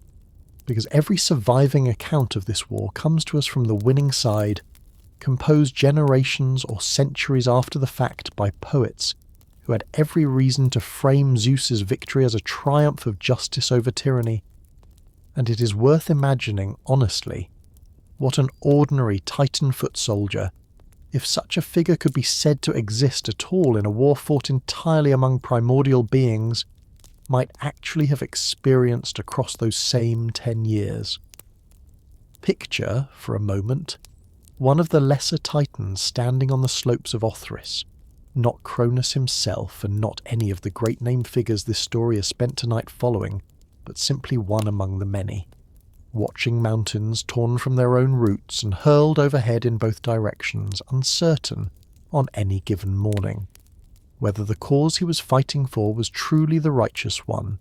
or simply the side he happened to have been born into, aware, perhaps, of Cronus's own private cruelties toward his children, but bound nonetheless by an older loyalty to the only order he had ever personally known, fighting not out of any deep conviction that swallowing infants was a policy worth dying to defend, but out of the same ordinary human confusion that has sent soldiers into every war this channel has ever described in this room, a sense that the world one was born into, however flawed, is still the only world one actually has, and that abandoning it for an uncertain and unfamiliar alternative is a harder thing to choose than any poem ever quite admits. It is worth naming, honestly, that no ancient source ever gives us this figure's name, or his thoughts, or any account of what became of him once the war was finally lost, whether he was cast down into Tartarus alongside the rest of the defeated generation, or whether some quieter, unrecorded fate awaited him instead. And it is worth sitting with that silence for a moment, because it means that this story, for all its cosmic scale, still leaves out almost everyone who was not a named principal in its own central drama, exactly the way every war this channel has ever told in this room eventually turns out to have left out far more ordinary lives than it ever thought to record, a cost measured also in what could have been. It is worth naming too one further cost this story rarely stops to consider, which is everything this family might have become if the pattern we have spent tonight tracing had simply never needed to happen at all. Imagine, for a moment, a version of this same dynasty in which Uranus had looked at the Cyclopes and the hundred-handed ones and seen, instead of a horror to be buried, 6 children whose extraordinary gifts might have been welcomed rather than feared.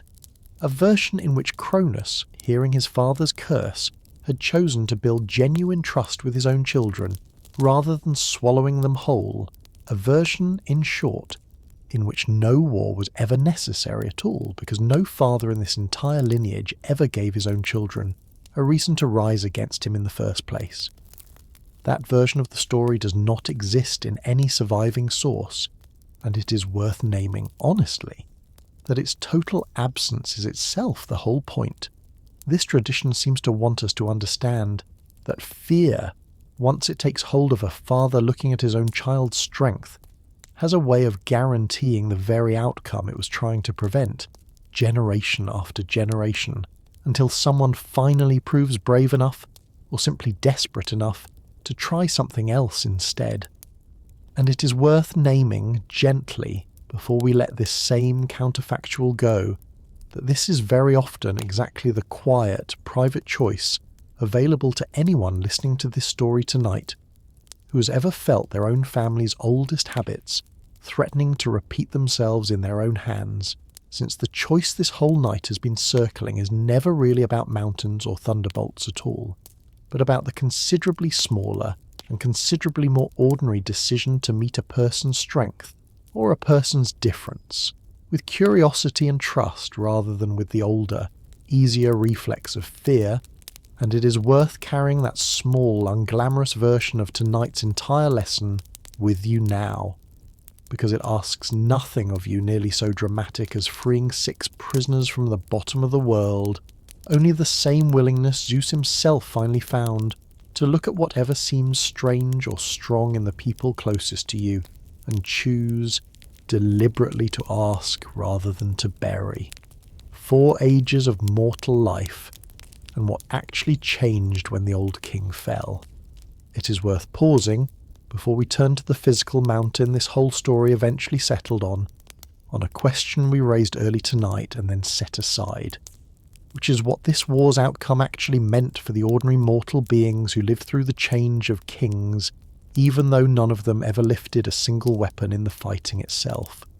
Hesiod, in that same later poem called Works and Days that gave us both the golden age of Cronus's own peaceful reign and the strikingly gentler account of Cronus's own eventual fate,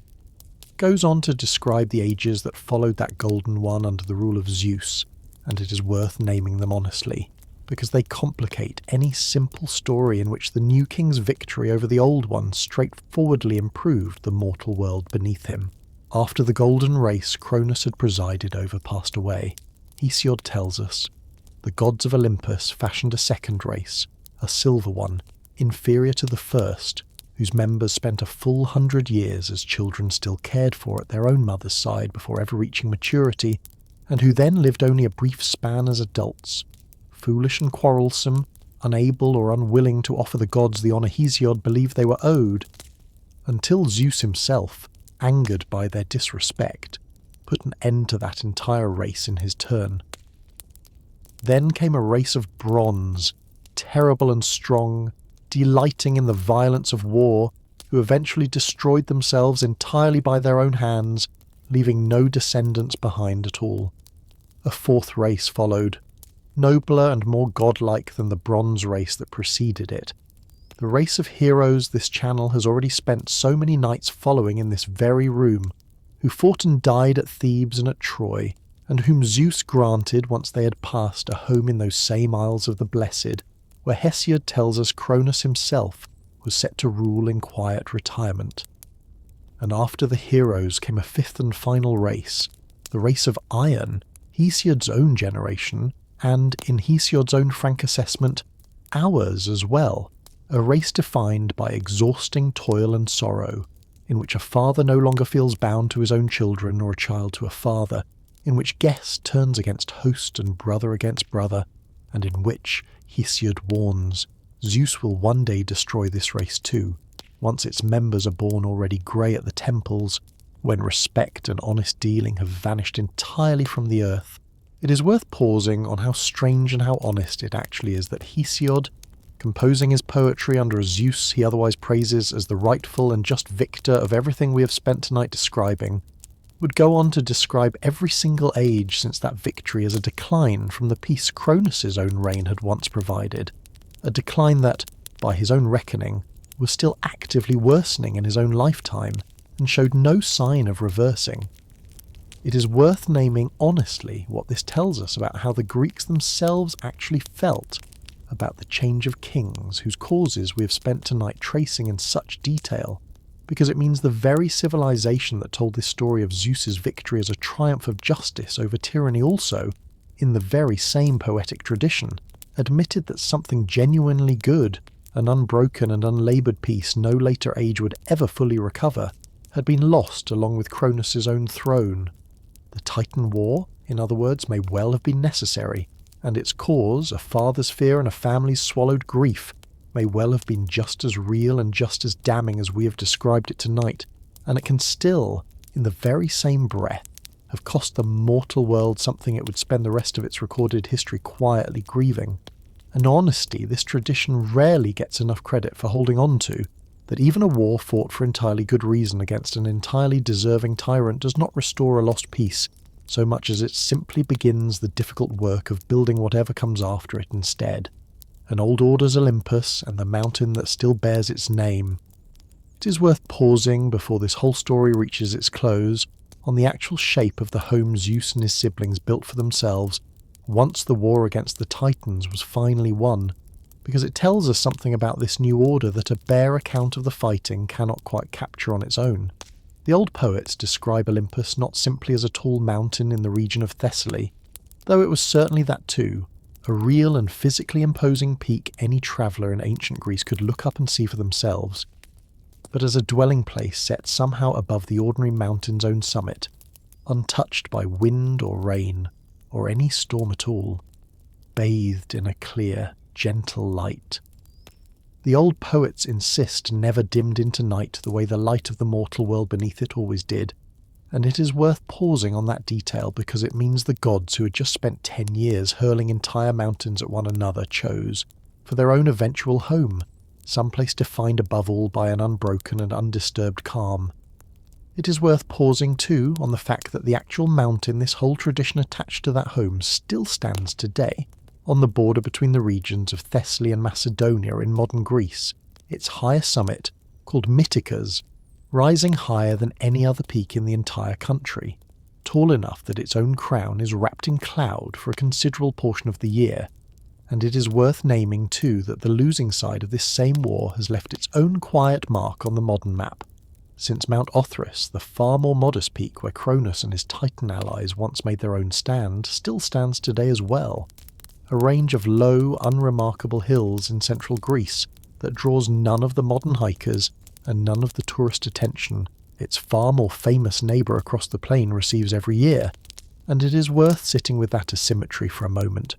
because it means that even the physical landscape of modern Greece still quietly preserves the outcome of a war fought among beings no one living today has ever actually seen, one mountain crowned in cloud and climbed by thousands of visitors annually,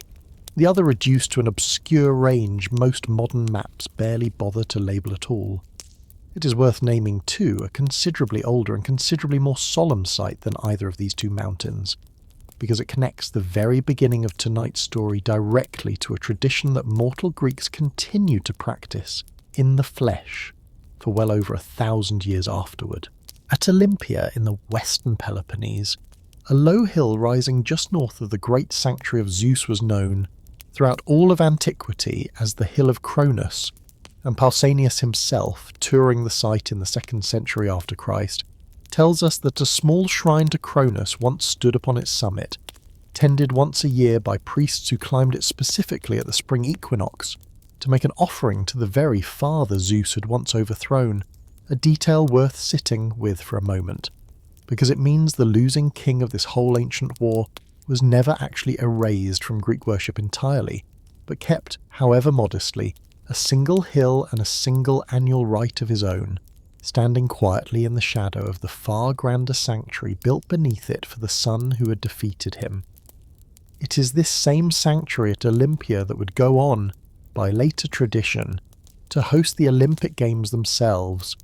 and it is worth naming that one strand of the myths accounting for the origin of those games traces them back not to any hero's later triumph but to the Idaean dactyls, a band of armed attendants closely associated with the very Curetes who once drowned out an infant Zeus's cries on Crete, said in this telling to have raced each other on foot at Olympia, purely to entertain the young god during the same hidden childhood we described at the very start of tonight's story, meaning that an athletic tradition still practiced today, in its modern revival, traces one of its own oldest legendary origins to the exact same cave and the exact same hidden infancy that made the rest of tonight's whole story possible at all. It is worth naming too the oracle at Dodona, in the mountains of Epirus in northwestern Greece, among the very oldest sites of Zeus worship anywhere in the Greek world, where priests and priestesses were said to interpret the god's own will not through any burning altar, but by listening to the rustling of the wind through the leaves of a single sacred oak, a practice archaeologist working at the site have traced, through layers of votive offerings and ritual deposits, back to activity considerably older than Hesiod's own lifetime. And it is worth pausing on the strangeness and the intimacy of that particular form of worship. A god whose thunderbolt had just finished deciding the fate of an entire cosmos, listened for not in fire or in lightning, but in the ordinary, quiet sound of leaves moving in an ordinary wind. And it is worth naming finally how much of this whole story still lives, largely unnoticed, inside the modern English language itself, since a German chemist named Martin Heinrich Klaproth, discovering a new and remarkably strong metallic element in 1740, chose to name it titanium specifically after the titans of tonight's own story, reaching for a name that could capture both the element's own considerable strength and its own faint buried quality within ordinary rock. And since the very word titanic, still used today for anything of overwhelming size or force, descends directly from the same 12 children of Uranus and Gaia, whose war we have spent this whole night describing. It is worth naming too one final and rather charming case of mistaken identity this tradition has never quite managed to shake, since Cronus's own Roman name, Saturn, would go on, through later poets and painters working many centuries after antiquity had ended, to be conflated, almost certainly in error, with an entirely separate figure named Kronos, the personification of time itself, a confusion of similar-sounding names that gave the Western imagination its enduring image of an old, scythe-bearing Father Time, a figure born in the end from nothing more than a shared syllable between two entirely different gods. It is worth naming, too, that this same conflation was not merely a later, careless mistake, but was, in at least one case, embraced quite deliberately by ancient thinkers looking for a deeper meaning beneath the old, strange story of a father devouring his own children. The Roman statesman and philosopher Cicero, writing a survey of contemporary religious belief called On the Nature of the Gods in the 1st century before Christ, reports a considerably more philosophical Roman reading of Saturn's own name, connecting it to a Latin word for being sated or filled, and explains the whole old myth of Saturn devouring his own offspring as nothing more than an allegory for time itself, which brings forth the years, and then, in its own ceaseless motion, consumes every one of them in turn. It is worth sitting with that reading for a moment, because it offers one further way of understanding why this particular myth, however strange its details, kept mattering to educated audiences for as long as it did, since a father who fears and buries his own children's future is, in this same philosophical reading, simply time itself made into a character, devouring every moment it has only just finished creating. And it is worth sitting with that small, almost comic irony, because it means the father whose fear of his own children's future once set this entire war in motion is still pictured today, quite by linguistic accident, as time itself, patiently devouring everything that comes after it. Hephaestus, the god of the forge whose own axe would later split Zeus's skull to free Athena into the world, built for the gods a great hall of shining bronze, and it was there, in that same hall, that the whole assembly of Olympian gods was said to gather for council, seated on their own individual thrones arranged in most tellings around Zeus's own seat at the centre, and it is worth pausing on the word council itself, because it marks another quiet but genuine break from everything Uranus and Cronus had ever practiced in their own reigns. Neither of those two earlier kings is ever described gathering an assembly of equals to discuss or debate any decision at all, ruling instead as solitary and unquestioned sovereigns whose word alone decided every matter, however small. Zeus, by contrast, presided over gatherings where Poseidon and Hades and Hera and Demeter and every other god with a seat at that bronze table could, and regularly did, argue with him directly, disagree with his stated intentions, and occasionally even conspire briefly against him before he reasserted control, a genuine messiness of shared governance that neither Uranus's silent rule nor Cronus's swallowing paranoia had ever once permitted. It is worth pausing one final time on how differently a council like this actually functions compared with the isolated, unquestioned reigns that came before it. Because a king who rules entirely alone, as both Uranus and Cronus once did, hears only ever the sound of his own decisions, with no one nearby whose disagreement might catch some danger or some cruelty he had failed to notice in himself. While a king who rules from the centre of an actual council, however quarrelsome and however occasionally embarrassing that council's own arguments might become, is at least given the chance, again and again, to be told when he is wrong by someone who has enough standing at that same table to say so without fear of instantly being swallowed or buried for the saying of it. It is worth naming this, one final time, as the truest and most durable answer this whole night has offered to the question we began with. The Titan War happened because a family could not imagine any way of holding power except by fearing and burying whatever seemed strong enough to threaten it. And it ended, and stayed ended, because one god, raised specifically to break that pattern, built instead a household where even a rival's disagreement was something to be argued with at a shared table, rather than something that needed to be swallowed before it ever had the chance to speak. A silver race destroyed, and a pattern repeating even among mortals. It is worth pausing one final time on Hesiod's own account of the ages that followed Cronus's golden reign, because the second of those ages, the silver race, carries within it a small and easily missed echo of the exact same pattern we have spent this whole night tracing among the gods themselves, and it would be a shame to let this whole long telling end without naming it plainly. Hesiod tells us that the silver race, unlike the golden one before it, spent a full 100 years as children still nursed and sheltered at their own mother's side before ever reaching the maturity that ordinary mortal life required of them,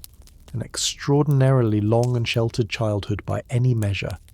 and that once these same overprotected children finally did reach adulthood, they lived only the briefest span, foolish and unable to keep from wronging one another, and, worse still in Hesiod's own telling, unwilling to honour the gods with the sacrifices those gods believed themselves owed. It was Zeus himself, angered by this failure of respect, who put an end to that entire race, hiding them away, the poet tells us, using a verb that echoes, whether Hesiod intended it or not, the same language of concealment and burial this whole night has already used again and again for Uranus hiding his own children inside Gaia, and for Cronus hiding his own children inside himself. It is worth sitting with the discomfort of that echo for a moment, because it means even Zeus, the very god this whole story credits with finally breaking his family's oldest habit of burying whatever it feared or resented, is shown, in this same later poem, doing something structurally very similar to an entire race of mortal beings who had displeased him, ending their existence and hiding them away rather than correcting or reforming them.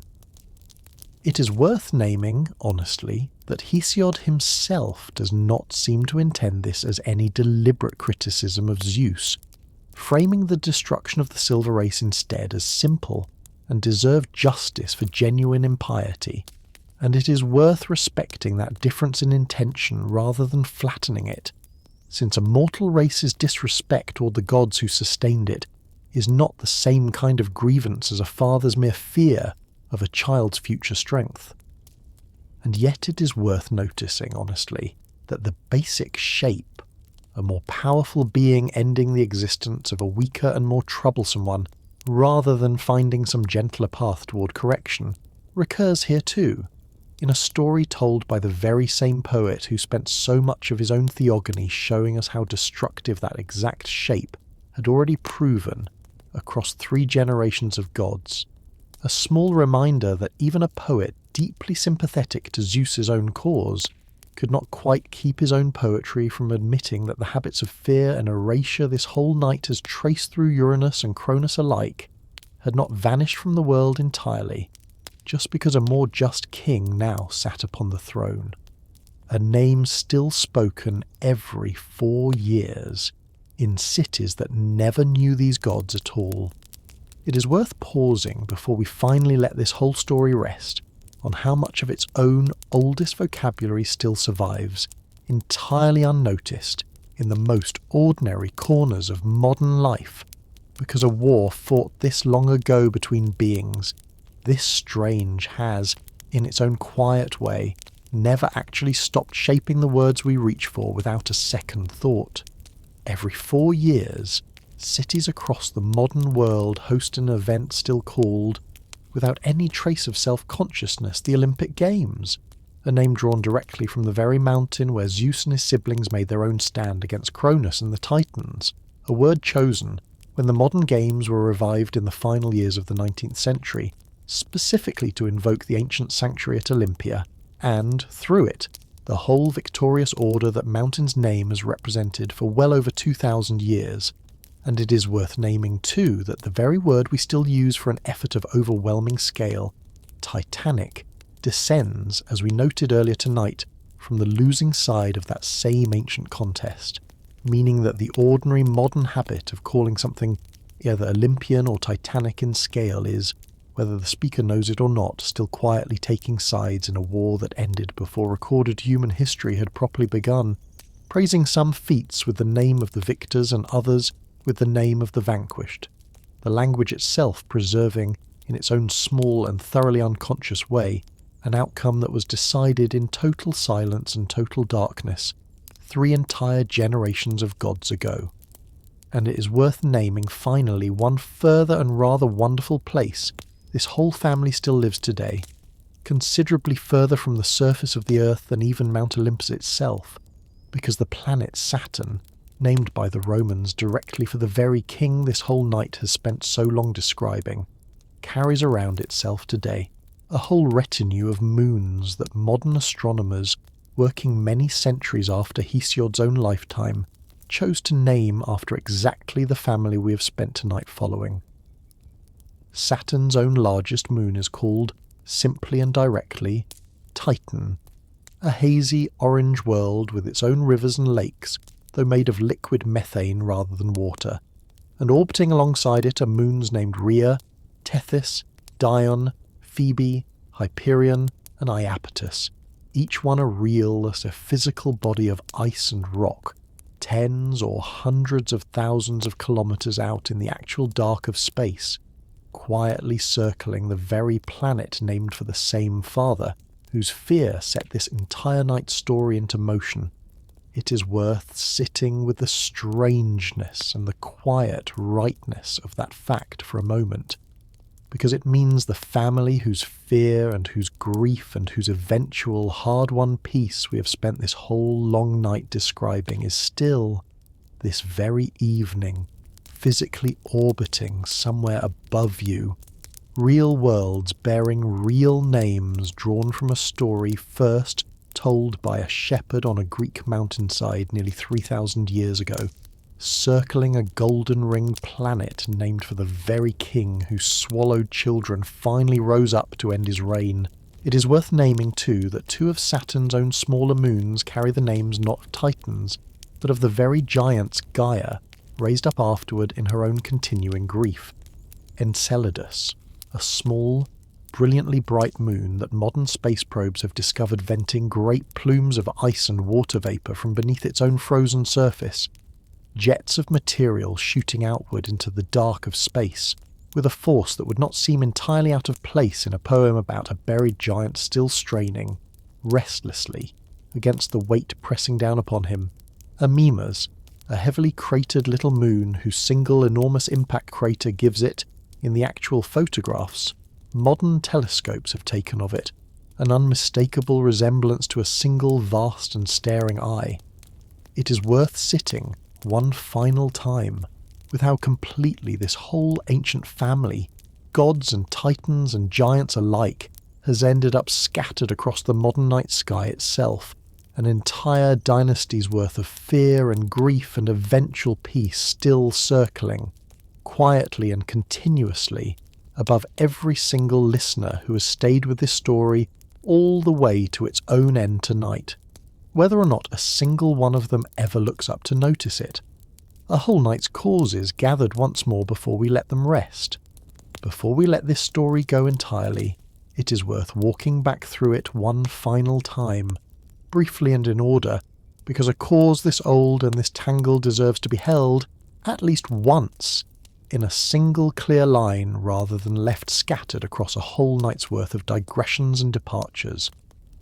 It began, as we have seen, not with Cronus at all, but with Uranus, a father who looked at 6 of his own children, the one-eyed Cyclopes and the 100-handed sons who followed them, and chose burial over patience, forcing them back into the body of the very earth that had borne them. That burial produced a grief in Gaia so total that she armed her own youngest son with a sickle of grey stone, and Cronus, as we have seen, struck the blow none of his older siblings had dared to attempt, freeing his mother but wounding his father, who answered that wound with a curse that would outlive him, a warning that Cronus's own child would one day do to him exactly what he had just done to Uranus. Cronus, as we have seen, heard that curse and chose not patience or trust, but the same tool his father had already tried and already lost by, taken now to its most total extreme, swallowing each of his own children whole rather than merely hiding them away. And it was Rhea's own grief, as we've seen, repeated 5 times over with no end in sight, that finally produced the one act of open defiance this family had lacked for 2 entire generations. A stone wrapped in swaddling cloth, and a son raised in hiding specifically to undo everything his father had already done.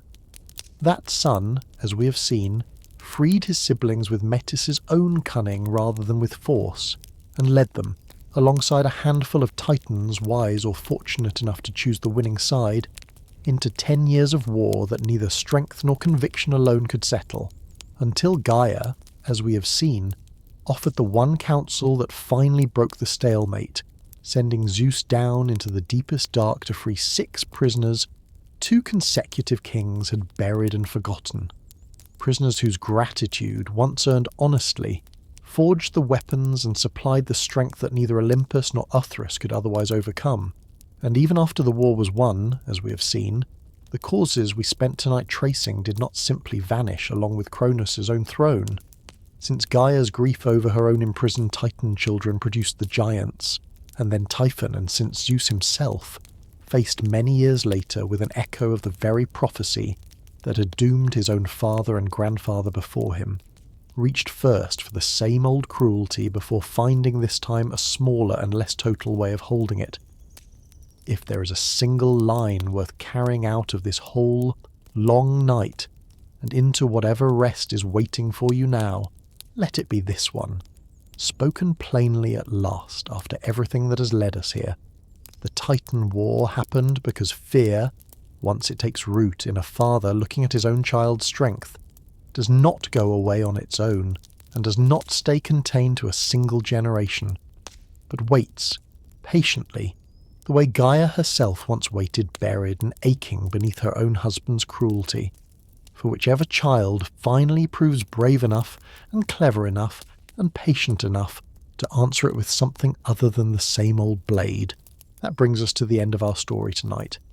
It is worth sitting for a moment longer in the quiet that settles after a war this old and this long finally ends,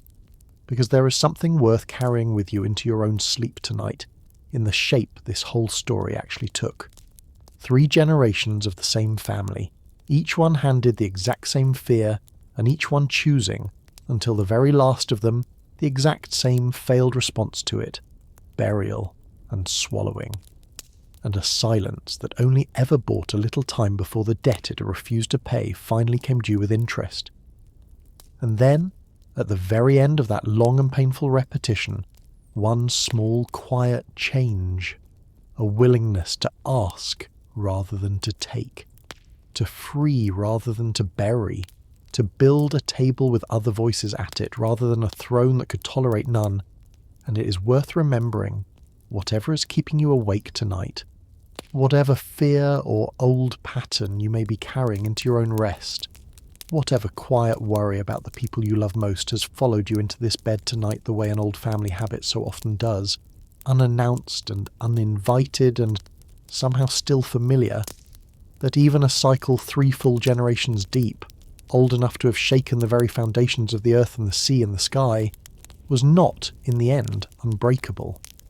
It only took one being, finally, willing to try something other than what every father before him had already tried and already watched fail. It is worth letting all of it settle now. The gap and the sky and the sickle, the swallowed children and the stone in swaddling cloth, the 10 years of stone and thunder, the freed prisoners and the grateful weapons they forged, the throne divided by lot, and the quiet, hard-won council table that finally replaced 2 generations of solitary, frightened rule. Because every part of it, however strange or however violent it sounded across these last few hours, was really only ever circling the same single, gentle question. This whole night has been asking on your own behalf whether an old and painful pattern, however deeply it has dug itself into a family across however many generations, can actually be set down by whoever is finally ready to stop carrying it. Thank you for spending this long, quiet night with me here in this room, tracing a war fought so long ago that not even the gods who fought it could say exactly when it began, tracing it together all the way back past the war itself to the single, quiet cruelty that first made it necessary, and forward again past the victory to everything that same victory still cost and still, generations later, had to keep earning. If you have made it this far, past the sky and the sickle and the 10 long years of thunder, past the freed prisoners and the divided throne and everything that same throne still quietly cost for generations afterward, then you have kept an old and patient story company for a very long while tonight. And it is worth saying plainly that a listener willing to stay this long with a story this old and this slow is exactly the kind of company this small room was built for in the first place. If tonight's story kept you company, consider subscribing, and if you enjoyed it, let me know down in the comments where you are listening from tonight, so that this small room can feel, just a little, like it stretches all the way around the world. Close your eyes now, and let the thunder from this old story fade into something softer, something closer to silence, something closer to rest. And it is worth naming, one very last time, why a story this violent, full of severed flesh and swallowed children and mountains thrown hard enough to darken the sky, belongs here, in this quiet room, at the hour when you are trying to fall asleep rather than stay awake,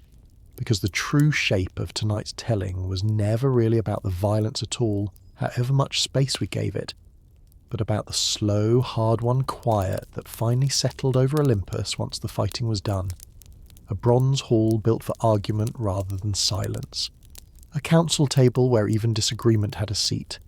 A peace that arrived only after the oldest fear this family carried was finally answered with something gentler than another blade. Let that same quiet settle over you now, in whatever room you're actually lying in tonight, because whatever old pattern or old fear you may be carrying into your own rest this evening, it has almost certainly been carried, in some form or other, by someone in your own family before you. Passed down the way Uranus's own fear passed down to Cronus, and very nearly passed down to Zeus in his turn. And it is worth remembering, as you finally let your own eyes close, that a pattern carried this far does not have to be carried any further than you,